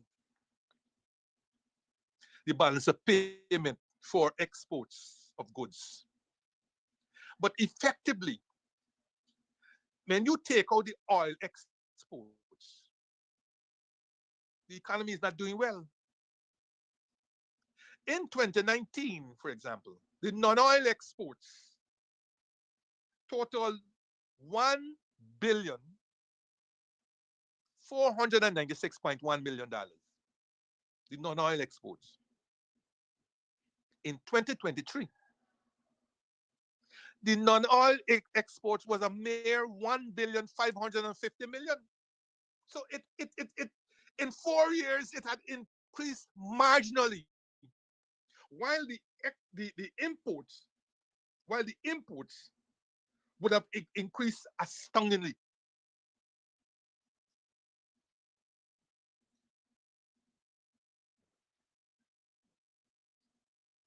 So and I left out services for good reason, because we don't export too many services, but we import a large range of services. And one of the reason you may ask, well, what is the reason for this fall in the value? Well, the fall in value got to do with two things, obviously, value and quantity. Okay? If you look, if you look carefully, you will see that the range of commodities that we were exporting in 2019 and before, those have fallen. We exported more sugar in 2019 before than we exporting today. All these other products, shrimp and all these kind of things, both in terms of value, either in terms of value or volume or both, those have not kept pace with demands. So we have been dependent largely on oil, which, as you well know, has been ramped up well above the rated capacity. Even the last one here, the last FPSO, only 2 days ago, I read where the government has given approval for Exxon to exceed the rated capacity by 60,000 barrels per day, beyond the 250,000 that that this last FPSO Yellowtail or whatever it is rated. So your exports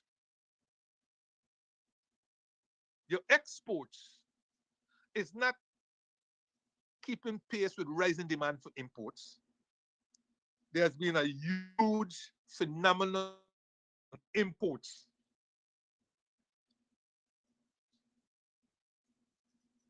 And there's been a huge surge in the services deficit. Our services will always be in deficit because we import way more services than we export. To give you an idea, the net services deficit in 2017 was 83.9 million US. But by 2023, it had risen to 4.56 billion US dollars. That's deficit in the services.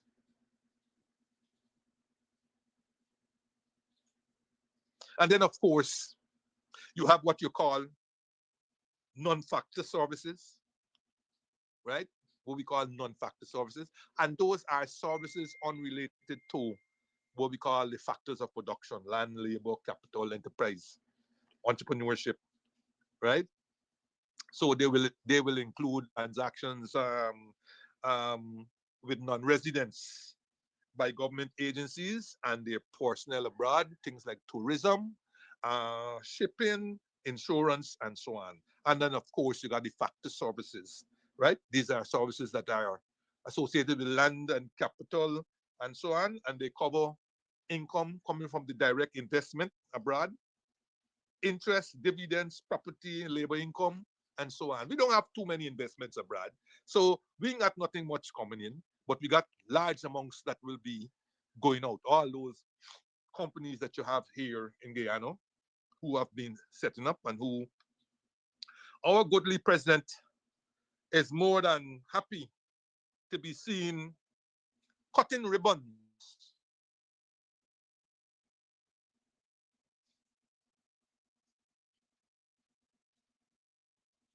So let us compress this because my time is nearly finished by saying this. The supply of a country's foreign currency arises from its imports, in its exports, and from foreign investment by its own citizens. We don't have too many foreign investments, so we don't have much coming in from that. So we largely depend on our oil and whatever else we can get from sugar, rice, bauxite, manganese, timber, shrimp, other crops that we sell and so on. And one of the things that you have to be careful about here is that not all income being shown in the balance of payment is retained in Guyana. I mean, manganese, for example, we don't own the manganese company. Chinese own the manganese company. So while their earnings will be shown on the balance of payment because the product that they're getting is derived from Guyana, when they sell that manganese and get the foreign currency, it doesn't come to Guyana. Bauxite is the same thing. We don't own too many. Timber, a number of the timber that is shipped out is being shipped out by companies that are not domestic, right? And you could go down the line with all the other different things. So very little rice, some sugar, some of the crops that we sell, right, and so on. Those might retain. So the biggest of the earnings is coming from the oil. That is how dependent this economy has come on oil. And that is why we have to constantly put in the frame this whole issue about borrowing. But I'm not going to deal with that today. Perhaps I'll deal with it again, because it's becoming frightening, the borrowing. You see, they have British come here again, and they have all these trade missions and so on. They ain't coming here to invest in anything. All the things that the British named, how their trade has gone up with Guyana, It hasn't come from we selling anything to Britain. It has come from loans that they have made available to Guyana, or from us using our foreign currency to buy from Britain. You see, they've moved that outlay from 2 point something billion pounds to 3 billion pounds. So when you access that, it's Britain lending you money for you to purchase from them. And so they're happy to tell you British Airways. When British Airways land here, all you get from them is a landing fee, if they're paying any, because I don't know what is the arrangement with British Airways. All you will get, though, is a landing fee. Um, I think they pay some small thing for using the sky. I don't know if they take food from here. I don't know if they take fuel from here. So it's okay and say, oh, we got British Airways coming to Guyana. But what do we get from the fact that they are coming to Guyana? Unless you think I'm being partial, so it also goes for every other airline that is not yours. Caribbean Airlines, American Airlines, United Airlines, Blue, Avianca, Dominicano. It goes for all of them. Only if you had your own airline. Maybe. I said maybe.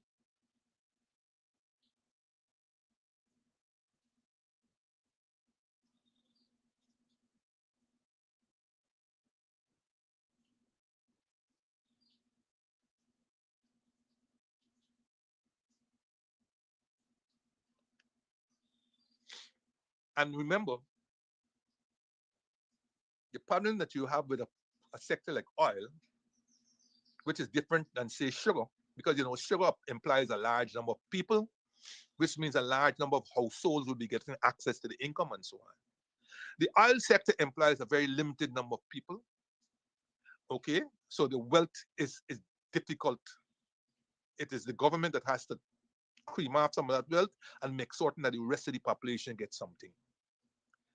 But having a sector like oil, which is equivalent to, say, tourism in some of the islands and so on, in terms of the earnings from that sector, it means it will generate demand for a wide range of goods that you domestically don't produce. Even if you produce it, you got a problem with them buying it. That is why the local content got to come in to force them to buy from you. Because they'll make all kind of excuse why they don't want to buy it from you.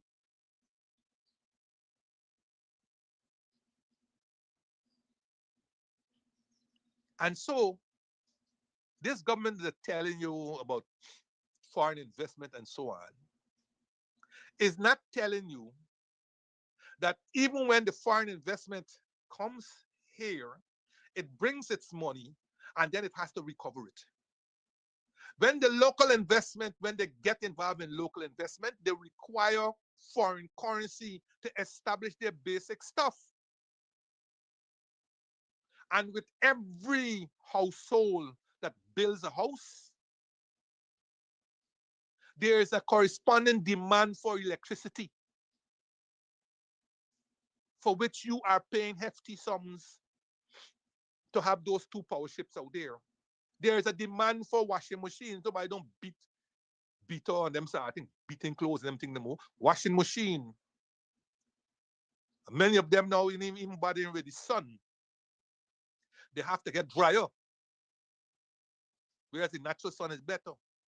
All these cars that you see coming in, that the government crowing about every 3 months, you're getting 10,000 cars every 3 months or 4 months. You're getting 10,000 cars being thrown. We don't make cars here. So there's a demand for foreign currency, unnecessary demand for foreign currency.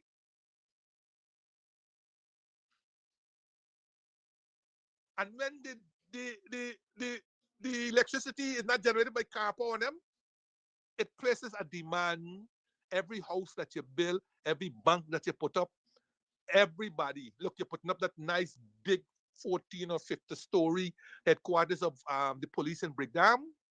They're gonna have a standby generator, notwithstanding the gas, the shore, and all them kind of story. You have to have a standby generator because people will get trapped in them elevators. And we don't make standby generators here. We got to import it.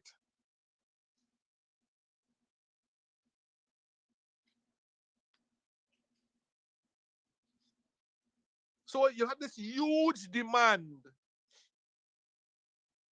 for all of these different goods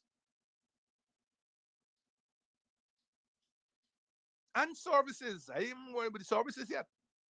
Because, for example, with all the airlines flying, and so on, here, for example, you have a demand for the service. They're not gonna fly here if there's no demand for the service. So where before you never used to go to Colombia, have the uncle flying here, you say, boy, let me take a trip to Colombia. So where you might have gone to Kaichor, now you're going to Colombia. Kaichor is local, you pay local dollars.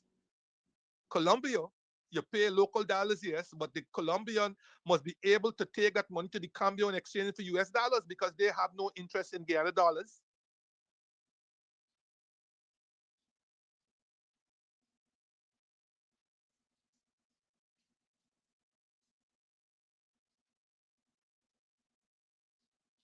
And other issues that may be affecting the supply of foreign currency, on demand also foreign currency. Like run and quickly we run through, and then maybe we come back next week and maybe go through them a bit more, because some people last week complimented me on the what I did last week, especially the development bank, and they wanted to a bit more on development bank and think about it. But let's talk about this right now. Increasing the use of credit card. You see, years ago, when you want to buy something, you go to one of the famous department stores and you buy it. That department store would have had to go to the bank and collect the foreign currency and buy the stuff, and we wait for delivery 6 to 8 weeks, 2 months, and all this kind of story. Now you have instantaneous access. You hear about Black Friday. Black Friday is not only in the United States.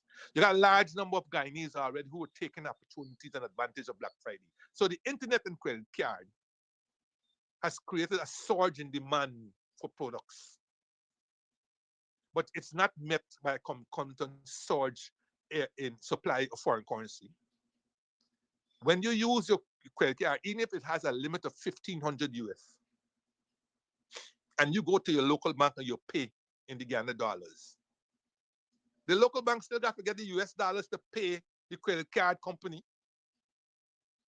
And when you multiply this by thousands of credit cards that are out there, thousands of credit cards that are out there, you can see how Trinidad had the same problem this credit card issue too. When they go wrong the supply of foreign currency, they go wrong it by using the credit card. And until you severely limit how much you can use after the credit card, then it's what we call open sepulchre.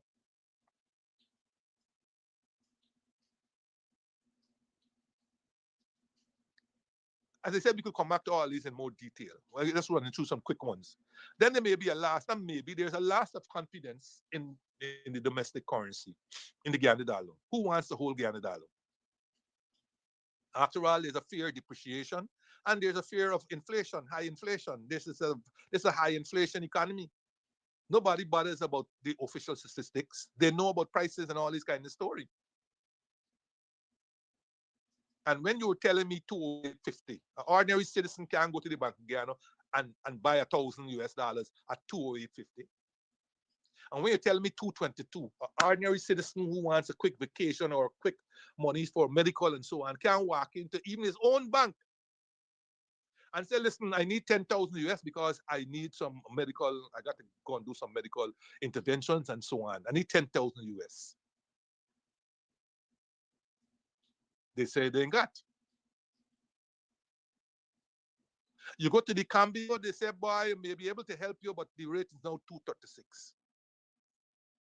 Who wants to keep Guyana dollars under those circumstances? So as much as possible, when an auntie send you the little 20 and the 100 and 200, if you don't have to use it, you tuck it in. You tuck it in for next year's vacation because you don't know whether you can get it. And so that is affecting the supply of foreign currency also. When people have fears about devaluation and inflation and all this kind of story, they lose confidence in holding Ghana dollar. And so they will then turn to more gilted securities, in this case, US dollars, gold, diamond, or some sort of thing. But they don't want to hold Ghana dollars. Of course, also, the banks don't treat us well. The savings, the low, the small savings rate is point something of a percent. I mean, such ridiculousness because even to accept the government figures, inflation is about 2.5%, but the bank pays small savers point something of a percent on their savings. Now, why would you keep your money in the bank?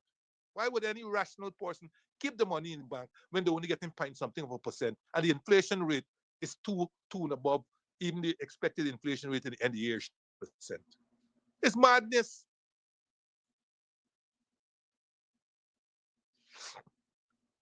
And of course, the bank's charging a whole set of money for lending. And you may very well ask, well, how the bank making all that money? The bank is making all that money from two key sources.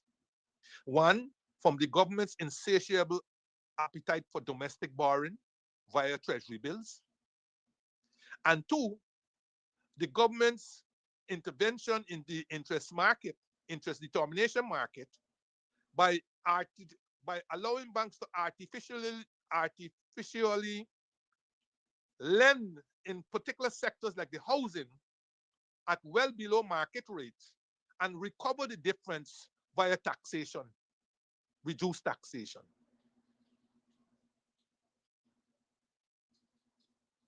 These are subjects that we are going to cover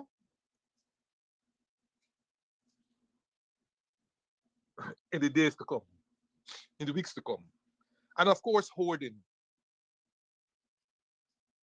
which is the failure to declare all foreign currency earnings because of fear of difficulties of getting back the foreign currency.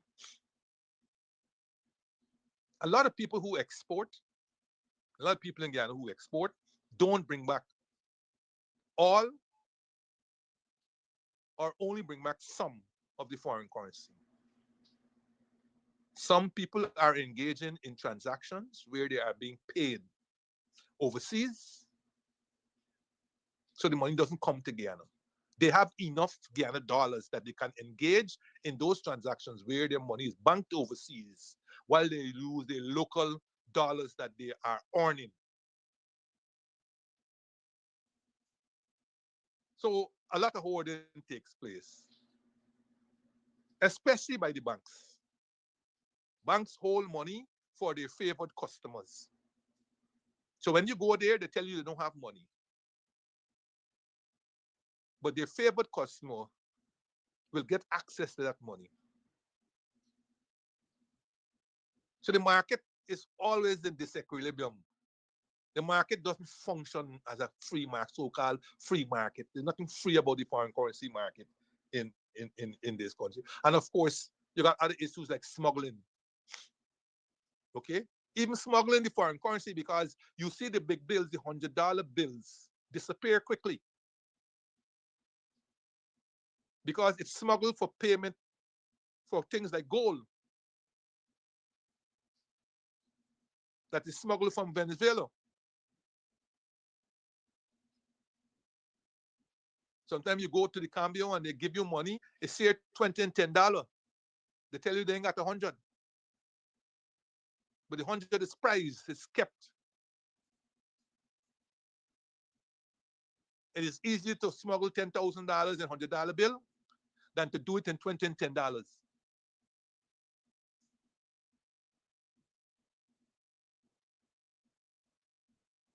And up to this day, we still got this thing called retention accounts, where especially in the gold sector, gold companies and miners, some of them, are allowed to retain a certain percentage of their earnings in foreign currency. So again, it's not the total supply that is coming to the market. So the government has not studied this thing.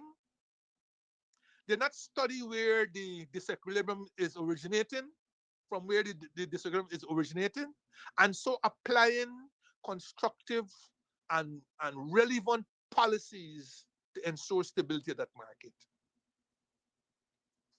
2 days ago, I read where Jamaica is going to intervene in their market to the tune of 214 or 260 million US dollars to stabilize their currency, to make certain that they don't have any rapid devaluation. But that has come as a result of the destruction of Jamaica from Melissa.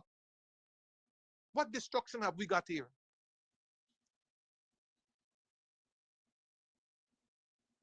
It will take some time for Jamaica to build back its export sector, and therefore the bank has to assist in that rebuilding process by making foreign currency available.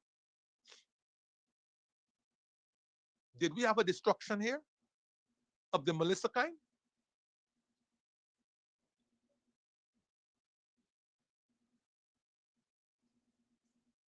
But anyway, we come to the end of this session. I hope you all enjoy it.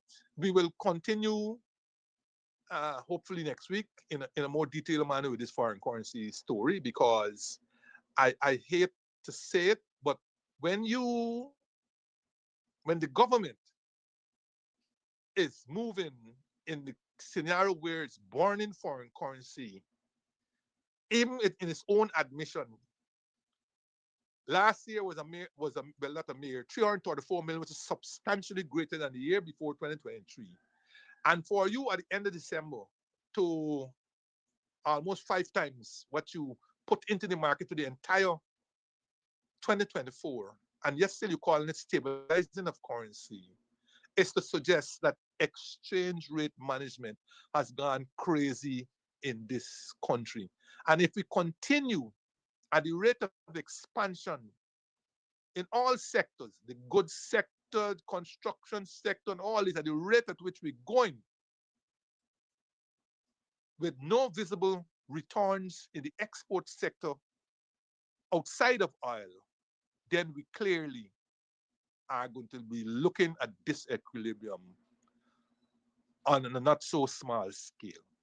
I don't want to be the bearer of bad news, but we have to look in a more structured manner at this whole business of foreign exchange and foreign currency management, the operations of the Cambio market, and the government's own operations in the disequilibrium that is created in that market. All right? Okay. I'm done. I'm out. And now I got Thank you, Mr. Jordan.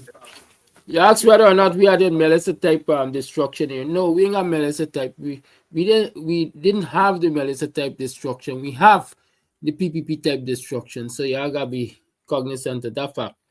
I think the PPP is worse than Melissa. Tell you the truth. Let me remind you that Mocha has its market day coming up. Mocha market day is on the 21st of December. Yes, 21st of December, and you're encouraged to go down there and support the thing. Right, you gotta go down and support the thing. The 21st of December, Mocha Market Day, and then of course,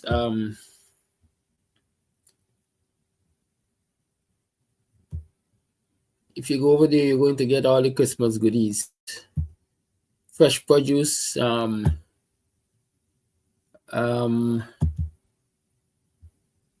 curated produce, if I call it that, processed agricultural items and so on, all at a good market rate, a good rate. So go down there and support the Mocha Market Day.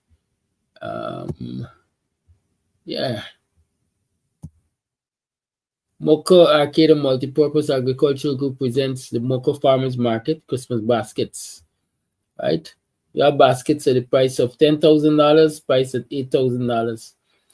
Items available will be chicken ham, black cake, fruit wines, pepper pot, pickled vegetables, garlic spread, honey mustard sauce, green seasoning, and lots more. 21st of December at the second bridge, Mocha Access Road, Mocha Arcadia, opposite the big tree, right? So ensure you go down there and support that. And the Friends Group, but the Liverpool Friends Group, presents a big people party at the Golden Grove Village this Saturday, the 29th. Music is by popular DJ and Lexus One Man Band. Lexus is a bad man when it comes to one man music. So ensure y'all go down there, especially the oldies genre. And it's going to be held at Brother Liverpool's residence. So check it out down President's College Road, right? Good. Tonight we got we own karaoke and thing here at Club Twilight. So come down and support the karaoke and thing here at Club Twilight. All right, folks. Let me leave you with one tune, only one tune I can give you this morning. You know, I always try to leave you with a nice back in time tune. I think in this one, I want this coal is giving me a good rockings. Right? So I'm going to leave you out with Johnny Nash. Johnny Nash say, rock me, babe. Rock me till I want no more. Dedicate to all those of you who are tuning and consistently support Cam's TV. Continue to do that. Tomorrow is Free Talk Friday. I hope I'll be able to talk with you freely tomorrow. Enjoy this one. For all you special people. Johnny Nash.